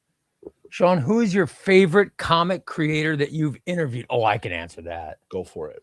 Jeff Johns. Nope. He's not your favorite? Oh, please, go ahead. Enlighten us. What is it? Brian Michael Bendis. Oh, you interviewed Bendis? Yeah. Wow. The Jeff Johns one was super special for a million reasons. But with Bendis, Bendis was my first love in comics. I said it earlier. New Avengers, Ultimate Spider-Man. Avengers disassembled into New Avengers. That set the aura for the greatest era ever in comics, in my opinion. What Brian Michael Bendis did in the early aughts, when everything in the Marvel universe went through him, I just think that's the best run of comics. That's just my opinion. But I thought what he was doing, how Civil War, Secret Invasion, House of M, Civil War, Secret Invasion, uh, Dark Reign, Fear, everything was going through the New Avengers. I think that was the best era of comics we've ever had. Yeah, and I'm more of a Marvel guy than a DC guy. So for me, Bendis was such an important figure. Not to mention the fact that he created Miles Morales, who was such an important character for Yeah. me as a multiracial person as well. Like I wish he was around when I grew up. Not to mention the fact that Bendis wrote words for pictures, which is one of my guiding lights as far as trying to be a creator in comics. You know, he's such a juggernaut and an influence. I love that man. That's great. I've loved, he's somebody I'd like to meet. You know what I mean? There's people you'd love to interview, and there's people you'd like to meet. He's someone I would love to just have lunch with and just pick his brain. Oh my God. Sean, how many singles do you think you have? And do you use something like Comic Geeks to track your collection? I couldn't even begin to guess how many single issues I have. It's way too many. One time the person who was ringing me up at my LCS, they could see like my history with the shop. They were like, "Wow, you've been coming here a really long time." I was like, "Yeah." And they were like, "Do you want to know the amount of money you've spent on comics here?" And I was like, "Yeah, actually I do." And they told me, and I just about fell over. When you were told and you realized, oh my God, I've spent that much money on comic books. I would love to have that amount of money right now. Let's put it that way. Do you have an app like League of Comic Geeks that you keep your stuff on? I mean, I have League of Comic Geeks, and it is soul crushing to look, but that makes me want to look. Let me see. League of Comic Geeks. League of Comic Geeks. Let me go to my collection. Oh God. Sean, would you like to take a guess? And I only collect collected editions. Would you like to guess how many collected editions I have? The League of Comic Geeks gives you everything. I'm gonna go over. I'm gonna go over 500. Less than 1,000. I'm gonna say between 500 and 700. The amount of books I have are 2,976 comics. Oh my God. I have 1,592 Marvel, mostly omnibus, 1,123 DC, mostly omnibus. Wow. The value, oh my God. Ray. The estimated value of the books that I own is astronomical. By the way, I've only been collecting collected editions since 2024. That's the scariest part of it. I know. The estimated value is, I don't even want to say it. I'll show it, but I don't even. Oh my God. Yeah. Jesus, I can't even say it. Oh my God. My number was up there too, by the way. Oh my God. Your single issue's got to be way more than that, though. How many years? You've been collecting them for how many years? Since 2004. Oh my God. Yeah. I've got. I'm gonna stick around till 7:45. So if there are more questions, awesome. Keep the questions coming, guys. Sean's giving us his time. What the hell? Keep them coming. You guys are fun. I love it. I got the audience is great, man. I've really got a good audience. I love doing this show. It's great. When you do this for long enough, you come to realize one critical thing, which is that the audience of any channel is directly reflective of the hosts of the channel. I take it as a compliment. Thank you. Yeah, no, absolutely. It is a compliment because, the audience of Chubbyray, which I consider myself to be among, I'm always watching these live streams, is an audience that is really a good group of people, really nice people, supportive people, loving people who love comics. And I think that describes you and therefore describes your audience. And, you know, the opposite of that is also true. I've seen channels that are run by toxic, vile people, and you go in the comments section and you see what you would expect to see. You see toxic, vile comments. Yes. Yeah. Jack Solo says, Sean, how should I start Milestone by Compendium? Static or hardware or other? I have no idea. I'll tell you what I have is I have the Milestone Compendiums, which is everything. And it's very good. They're everything. And there's four volumes of Milestone. And I highly recommend the Compendiums. They're very good. Which DC omnibus would you recommend for me to buy on Amazon? Also, I'm starting to save money to buy them on Amazon. My suggestion is before you buy from Amazon, check out crooksandbanditscomics.com and use your code Chubbyray Comics because you get $2 off per book. So I always say that. But if you're going to buy something on Amazon, Jeff Johns' Aquaman, I think, is $40. It's a very cheap, it's a great inexpensive book, and it's the new 52 run, and it is a fantastic book. Jeff Johns' Aquaman is very good, and I do highly recommend that as a starter.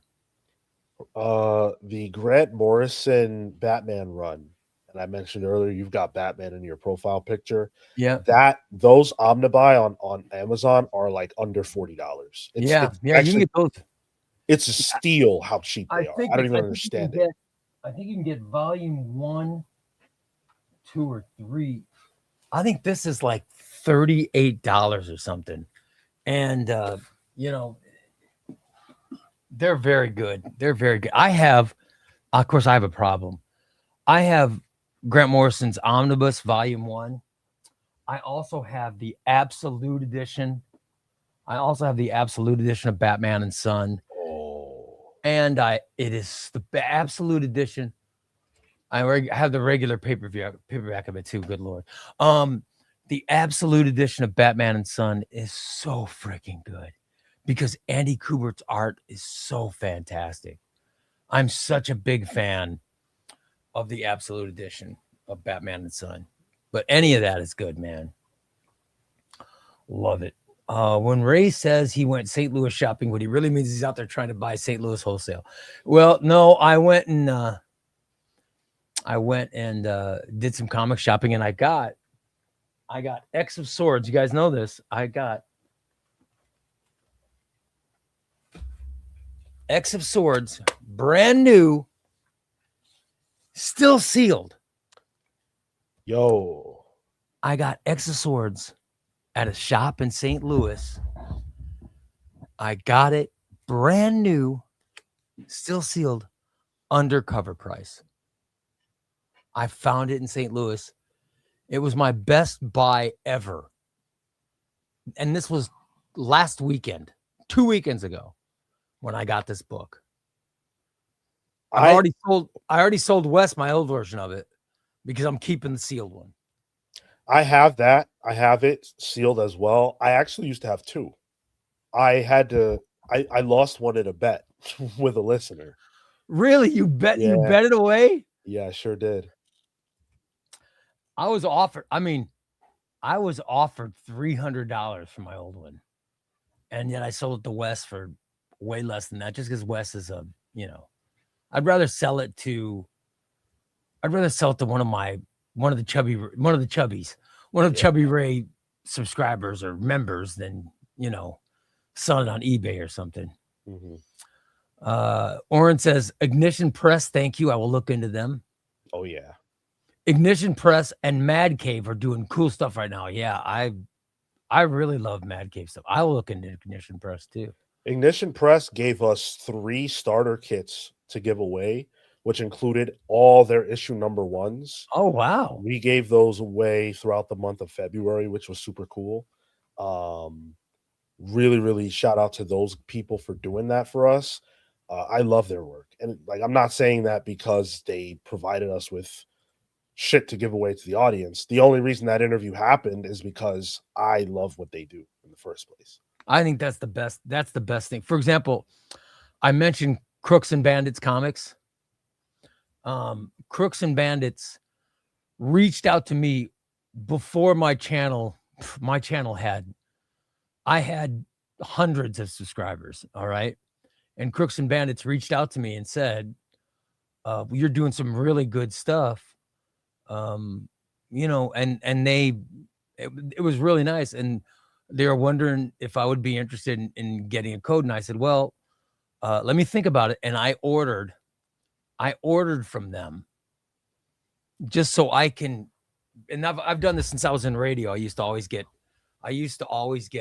you know, businesses coming to me saying, would you give us some advertisement, some free advertisement? Would you be interested in doing a live commercial? And I always said, no, let me use your business first. I don't accept anything for free without first buying from the place. Like I would go to a restaurant that would say, I'll give you free food. And I'll be like, no, you'll sell me food. And if I like it, I'll say something good about you. You know, this is just how I am. But I used Crooks and Bandits, and the stuff was so amazing that I told Adam, I said, yes, I'll definitely I'll promote your business but I'll promote it genuinely because you guys took care, you took care of me. Quick shipping. It was great product and I loved it. And then we created a synergy through that without, and I've chosen, and now that I have a code, I do it with them. I don't do it with anybody else. And I've been offered to go with other places, but I like the fact that I bought with Crooks and Bandits. Like you said, you actually bought Ignition Press comics and read them yourself instead of just taking their free stuff. I think that's the best. I think that's the best way to do things. At least that's how I've always done it. Yeah. By the way, another question. Is the Rom V Batman, Rom V Batman Detective Run's good. Yeah, it's real good. It's got elements of it that feel like other Batman runs you've read for sure. It's got DNA of Court of Owls. It's got DNA of Morrison's Batman and the Black Glove and those things like that. Oh, it definitely has. It definitely at times feels like Grant Morrison's Batman. Yeah. But I think that it nets out to ultimately being something that's uniquely Rom, that's fun, has really great art and covers, which I don't know how the covers are going to be collected, but those covers by Evan Cagle are amazing. It's a really strong run. I mean, did I show them yesterday? Here's the paperbacks. If you guys never seen them, here's the Rom V paperbacks. That's volume 1. Here's volume 2. And the covers are just they're really interesting. Yeah. Here's volume 3. Here's 4. And here's 5. So it's unlike any Batman stuff we've seen before, at least the art wise. And the stories are very good. The backup stories with Gordon and Bullock are really good too. I hope that's all going to be in there. So we'll see what's going to happen with the omnibus. I love when we get omnibus announcements though. All right, let's see. The Comics Pals can save the comic nerd resistance. Sub now before the next timeline collapses. YouTube.com/@theComicPals. Thank you, Tom. Very good. Thank you. Appreciate you. Sean, did you read Scooby-Doo Apocalypse? And if so, what did you think about it? I skipped that one, which I regret. I believe it had, did Jim Lee draw that? I skipped it. I shouldn't have though. James says Speed Racer and Racer X have been very good so far. Man, I can't wait. I've never read any of it, but the collected editions are coming out this month, so I'm very excited about getting them. Energon Universe G.I. Joe is so good. Well, I read some of the Joshua Williamson stuff. I don't know who's doing it now, but still Josh. Yeah. Oh, it's still Josh. Yeah, I like the Joshua Williamson stuff. It's really been fun. Of course, throw one more question at me. Then I gotta get what's up, Sean? And what's up, Chubbyray? Dom just released a video that announced the release of Legion of Superheroes. Yes, I'm very excited about that, Richard. Very excited about it. I'm trying to scroll, trying to find commercials. Sean's got to go, but let me try to get this done. Thanks for the kind words, Sean. I truly love comics, and I will always support the positive channels in this space. Near Mint Condition, Comic Pals, OmniDog, OmniBo, and Ray will continue to see me in the chats. Thank you, AC. That's very nice. I love that. Russell says this has been a great roundtable. I knew it would be. By the way, can I get a little credit here? Can I get a little credit? Didn't I tell you guys that I knew this would be a great roundtable? And whenever somebody else wants to do the roundtable, I'll say, go watch the episode with Sean so you see what the roundtable's about. This is what my plan. This is my vision for this show. Love it. It's been a blast. Thank you for having me. Let me see if there's any more questions before I let you get out of here. And I do thank you for hanging out with me today. Oh yeah. Sean, have you ever traded your issues in, or have you always just kept everything you bought? I have never traded anything in. I have never sold a comic. I have never made $1 off of my comic book love outside of this YouTube game. I don't. You've never sold a comic? No. Wow. No. Sean, what is your most prized single issue? Could you name just one? I don't feel that way about comics in the sense that, like, I understand that they're a collectible item, but for me, they're stories.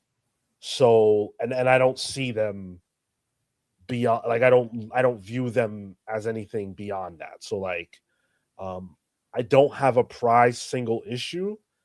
I have single issues that mean things to me because of very personal things, but only due to the story of the book, you know. Sean, top 5 wrestlers from any company. Go. Top CM 5 Punk, wrestlers. Gunther, Braun Breaker, Io Sky, and Obafemi right now. Sean, do you find reading omnibuses comfortable? Yeah, they're fun. Didn't I say I was going to buy you an omnibus? I can't remember what show it was, but didn't I say I was going to buy? I can't remember what it was, but I can't remember what. Do you remember what the omnibus was? Good thing neither one of us can. That way you're not on the hook. Good, because I said if so and so comes out, I want to buy it for Sean. I can't remember what it was because I'm like, oh my, they're going to hold me to it, but now I can't even remember what it was. By the way, I just subscribed to the Comic Pals. I'll be following and watching your show, Sean. Federico, you'll love it, buddy. Trust me. You will love it. Chubby and Sean for the win. Thank you, man. I'm trying to get, I know Sean's up. I promised Sean he'd be out of here by this time. And no, that's all right. We don't need it. Oh my God. Oh, that's great. James is always ready with the Bronze Age Omnibus. Yes. Oh God. Sean, listen, I thank you, partner. I've really enjoyed today. I hope you've enjoyed it as much as I have. Oh yeah. I love getting on here and talking to you. You're one of my favorites in this space. And like I said, you've got a really good audience that makes me feel at home. So thank you guys for having me here. I appreciate it. Whenever I see you in the chat rooms, it makes my night. So I thank you every time you come in. And I really, really, from the bottom of my heart, I thank you for doing this roundtable. You were always my first get, and I'm glad that you've come on. And I'm going to use this for anybody that agrees to do roundtable.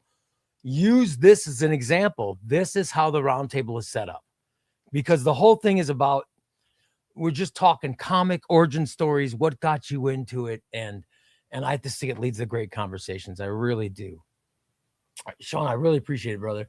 The Comic Pals does live shows Saturday mornings. You do them on Thursday nights at 8 p.m. Thursday nights, and didn't you just add we do 2 book clubs a month, which are typically on Tuesdays, and then we've got a bunch of interviews.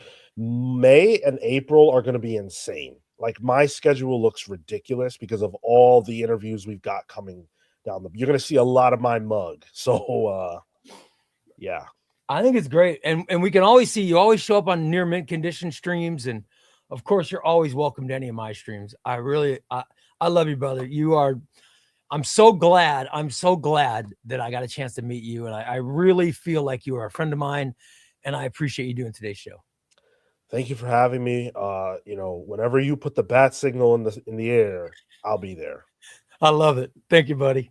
It's Sean for Comic Pals, guys. Let's give him a big hand. Just the best. That was fantastic. I love that guy. It is great. I love interviewing Sean. Was awesome. All right, let me talk.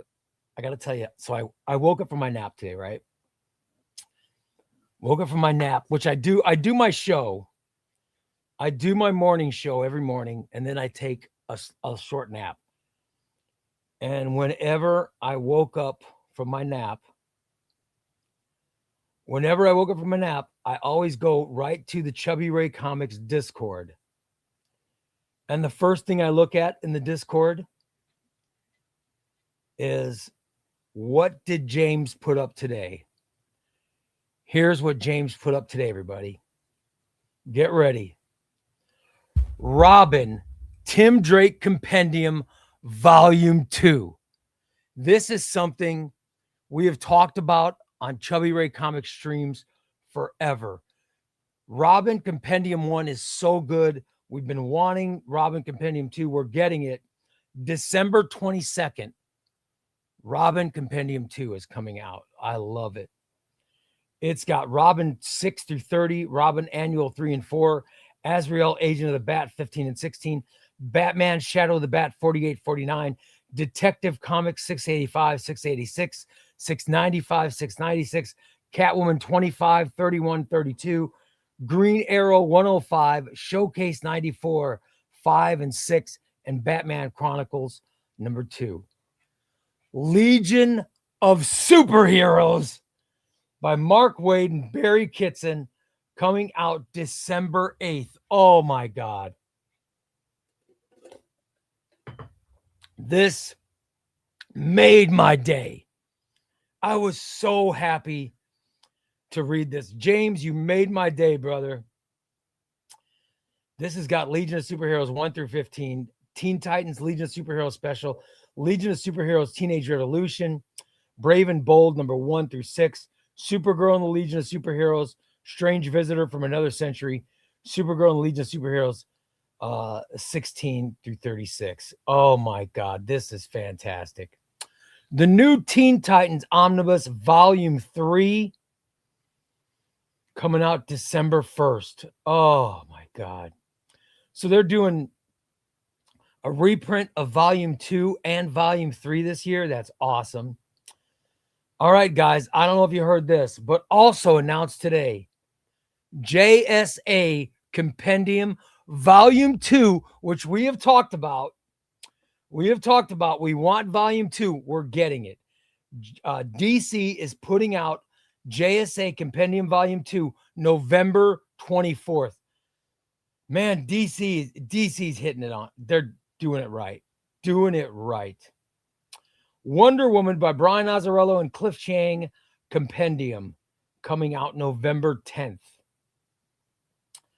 All right, so those announcements came. Also, Rorschach by Tom King and Jorge Fornes Deluxe Edition.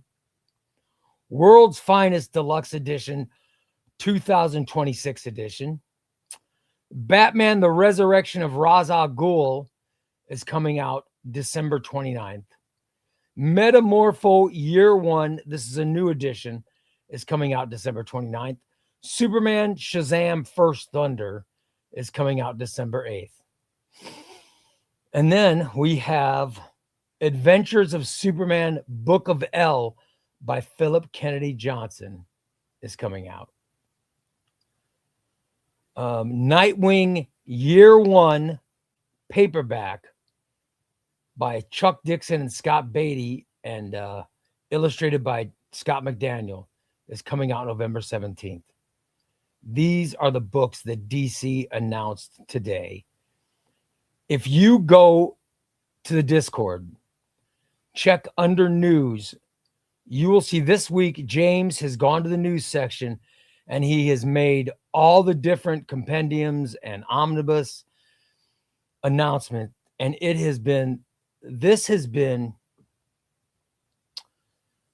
one of my favorite weeks of all time. I loved every single announcement. I am so excited. I for that Legion of Superheroes omnibus. I screamed at the top of my lungs when I saw the Legion. My wife had taken Chester to the vet, so I was home alone and I screamed at the top of my lungs because I saw that a Legion of Superheroes omnibus is coming out, and I cannot wait. Made me very, very happy. By the way, I'm just adding another one right now. I'm putting a new photo up. I'm putting a photo up of my dog Chester in the pet section,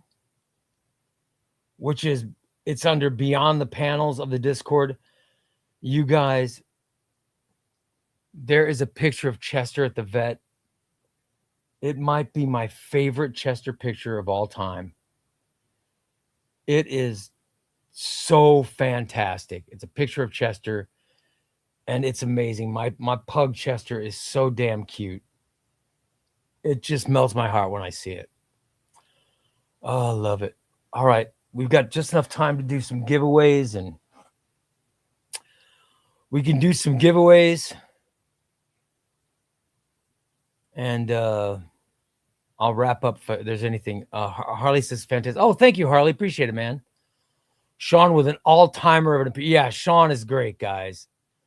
Oh, thank you so much, Cranable. Sean, I think Sean is one of the most amazing creators on all of YouTube. I love that guy. I love Tyler and Marco too. I've never met them, but I think they're great too. I'm such a fan of their stuff. And I'm such a personal fan of Sean's. I really enjoyed it. Really enjoyed it. Thank you so much. Thunder says, Sean, it was awesome having you here. Good night. Yeah, it was great, right? Everybody's saying so many great things about Sean. Look at that. Wow. Love it. And thank you, James, for reminding me. So now I'll have to buy Sean that bronze omnibus when it comes out. Oh my God. Yeah. All right, what do you guys think? What else? We want to talk about anything else before we get to some giveaways? Because I do have a giveaway tonight. Oh, thank Gallandowski knows. Gallandowski knows that I need a compliment too. Thank you, Gallandowski. You're the best. Who needs a giveaway prize? The Roundtable was prize enough. Thank you, LP. That'd be great. Oh, but here's what I got to do. Hold on. We've got to do this. We've got to put somebody in the Rice Krispies bowl of death. We have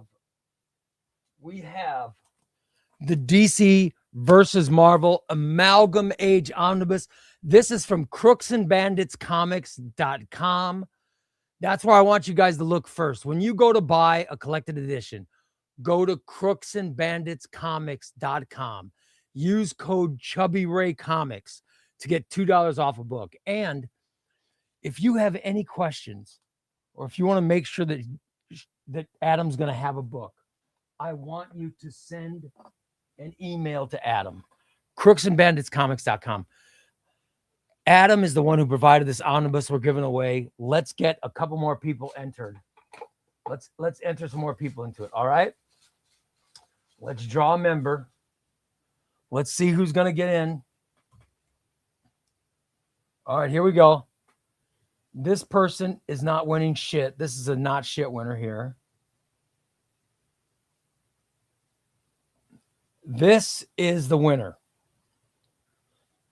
The winner or the member who's getting put into the drawing is Noah. Noah, congratulations, buddy. You are going in. Congratulations, Noah. And now you're going back in to see if you get picked again. Here's someone who didn't win. Diego, you don't win shit. And here's another one who doesn't win. Galandowski, you don't win shit. All right. But Noah, you get in, brother. Congratulations to Noah. Let me add Noah in. Let me add him into the Rice Krispie Cup of Death. All right. Tom, let's do a random. Let's do a random for the omnibus giveaway.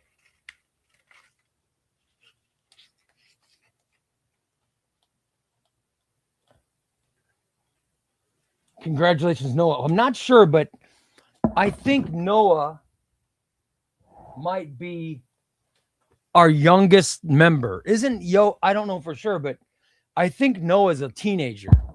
He might be the youngest member of the show. I think it's awesome. So congrats to him. But I think he's very young. So that makes me happy. It makes me happy that young people actually come to the channel. Hey, Tom, let's do a rando. Let's do a random. Remember, this will be a random person that'll go in the bowl. This is the bowl I'm using to decide who's going to get the omnibus. All right? This is the bowl we're using. All right, guys.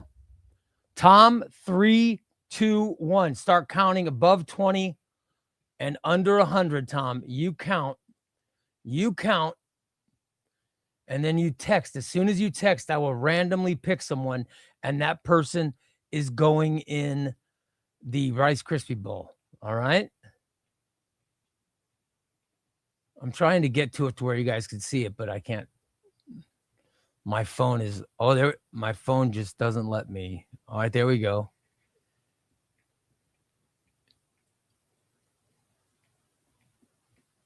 You can kind of see there. I'm just waiting for Tom to text. As soon as Tom texts. As soon as Tom texts.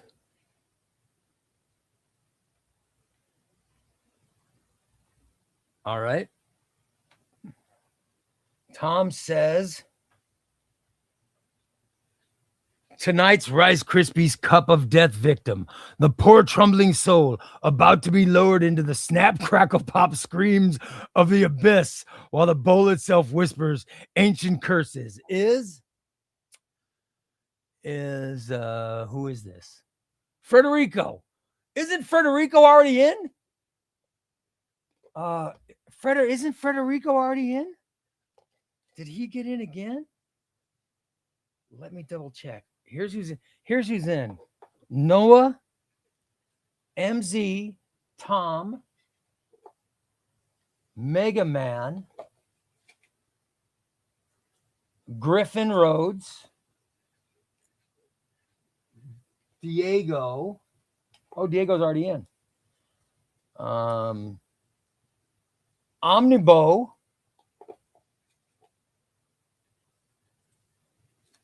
Galandowski, B. Mitch, Mick Moore,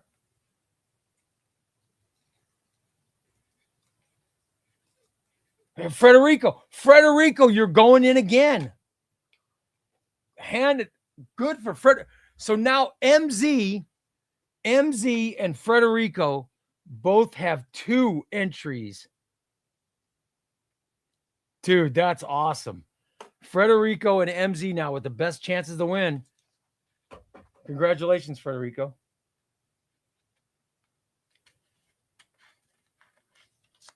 All right, hold on. Let me clip this up and put it in the cup of death. Frederico, you have 2 entries in, brother. You and MZ have 2. Other people just have 1. By the way, here's who didn't win. John 678, you don't win shit. The other one is Childish Brandino. You don't win shit. Sorry, guys. By the way, let me know. I saw a couple gifts were given away. Let me know who got in.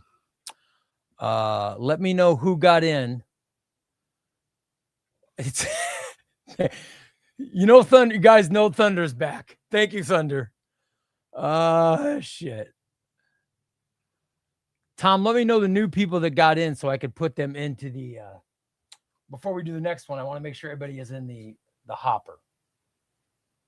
All right. John 67. Oh, John's in. Congratulations, John.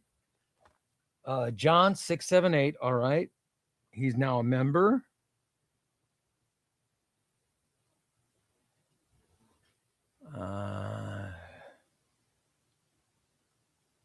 John 678 and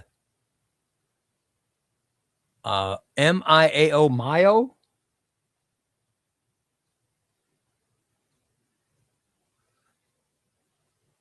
All right, let me get you guys in the hopper. And then I'll draw another one.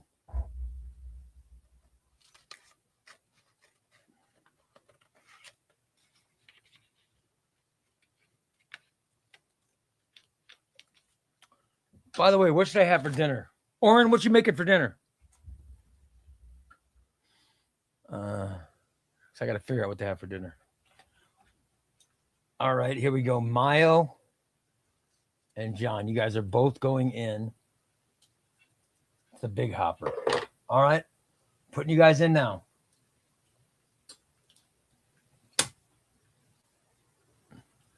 Should I do Tom, should we do a couple more entries and or do a giveaway? What do you think? What do you think, buddy? Should we just do another? Should we do a giveaway or should we do just another entry for the omnibus? It's up to Tom. You decide, Tom. What do you think? Everyone, I will give you 30 seconds to kiss Tom's ass. Oh, Tom says more entries. All right. Let's do another entry. Hold on. You guys like the entries? All right.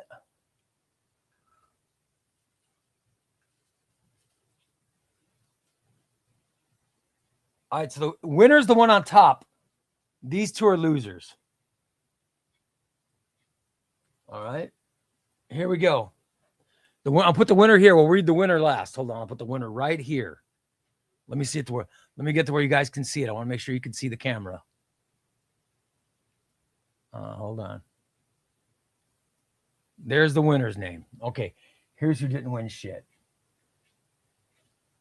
Saran, you don't win shit. Laconima. Oh, poor Laconima. Laconima, you didn't win shit. Carl, again.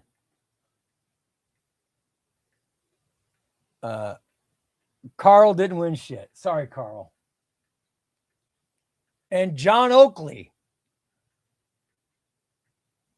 John Oakley also.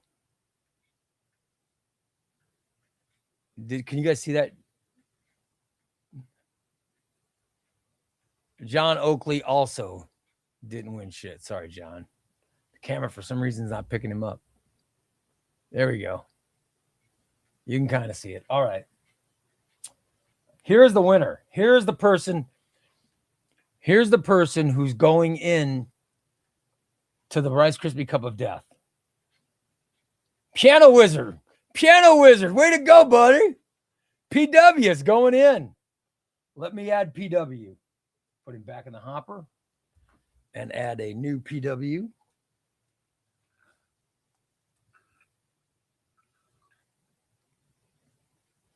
And he will just simply go in as PW. Congratulations.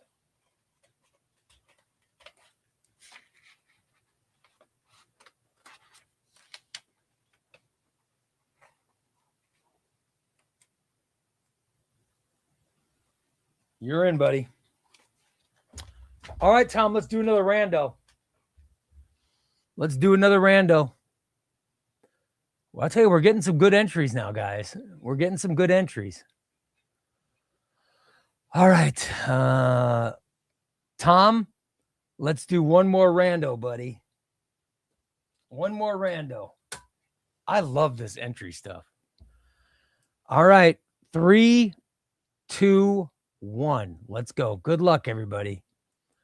Good luck, all you guys.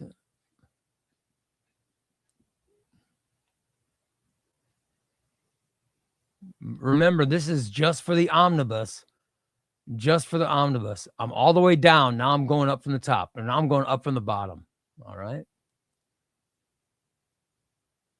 I'm trying to keep it somewhat slow. I'm trying to. When I get to the top, I'm at the top. Now I'm going to start scrolling down again.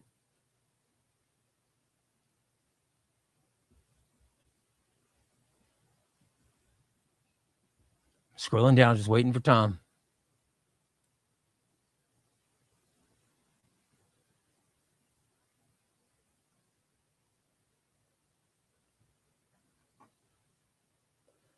Tom says, tonight's second Rice Krispie Cup of Death victim, dragged before a one-person jury who hasn't slept since 1998 and is armed with a spoon that screams, enter me for the giveaway, is LP. LP, brother, congratulations. LP. Wow. We got some good people going in tonight, guys. We got PW, LP, Frederico, Noah. This is going to be a very interesting drawing.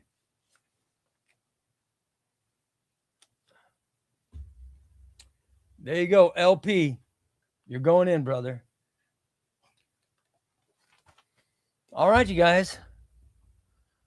That's great. That's a lot of fun. It's a fun show. Fun show tonight, man. By the way, Hassa says, Ray, my JMS Spidey Omnibus 2 was delivered today. Got it at a discount. Don't want to risk it going out of print. When they do, hopefully reprint volume 1. I hope, brother. I hope for you they reprint it. I really do. Listen, I want to thank you guys. I really enjoyed tonight's stream. I love talking to Sean. I'm such a fan of the Roundtable. I'm such a fan of doing it. This was a special day for me. It was a special day because we got an announcement of a Legion of Superheroes omnibus. Yes! Very happy about a Legion of Superheroes omnibus. And I really enjoyed the Roundtable. We'll be back tomorrow night at 6 p.m. with another episode of Chubbyray Comics Live. We will do some more random giveaways and member giveaways of I've got Runaways. I've got these very hard to find Runaways by Rainbow Rowell. These are the paperbacks. These are very hard to find. These are worth some money. We'll be giving these away starting on tomorrow's show. I'll be giving these away. I also have another Batman Year One to give away at some point. I don't know if we'll get to it tomorrow, but we will definitely add some entries in for the omnibus as well. You guys are great. And thanks for tuning in tonight. I'm getting a little bit of a sore throat, so I'm going to wrap up. So thank you for not sending a super chat because I don't know if I got another half hour in me. Thanks, guys. Love you all. You guys are fantastic. Thank you so much. 5 p.m. Central Time tomorrow night. That's 6 p.m. Eastern. I will be on with another edition of Chubbyray Comics Live. You guys are awesome. I'll talk to you tomorrow. Thanks, everybody. Take care.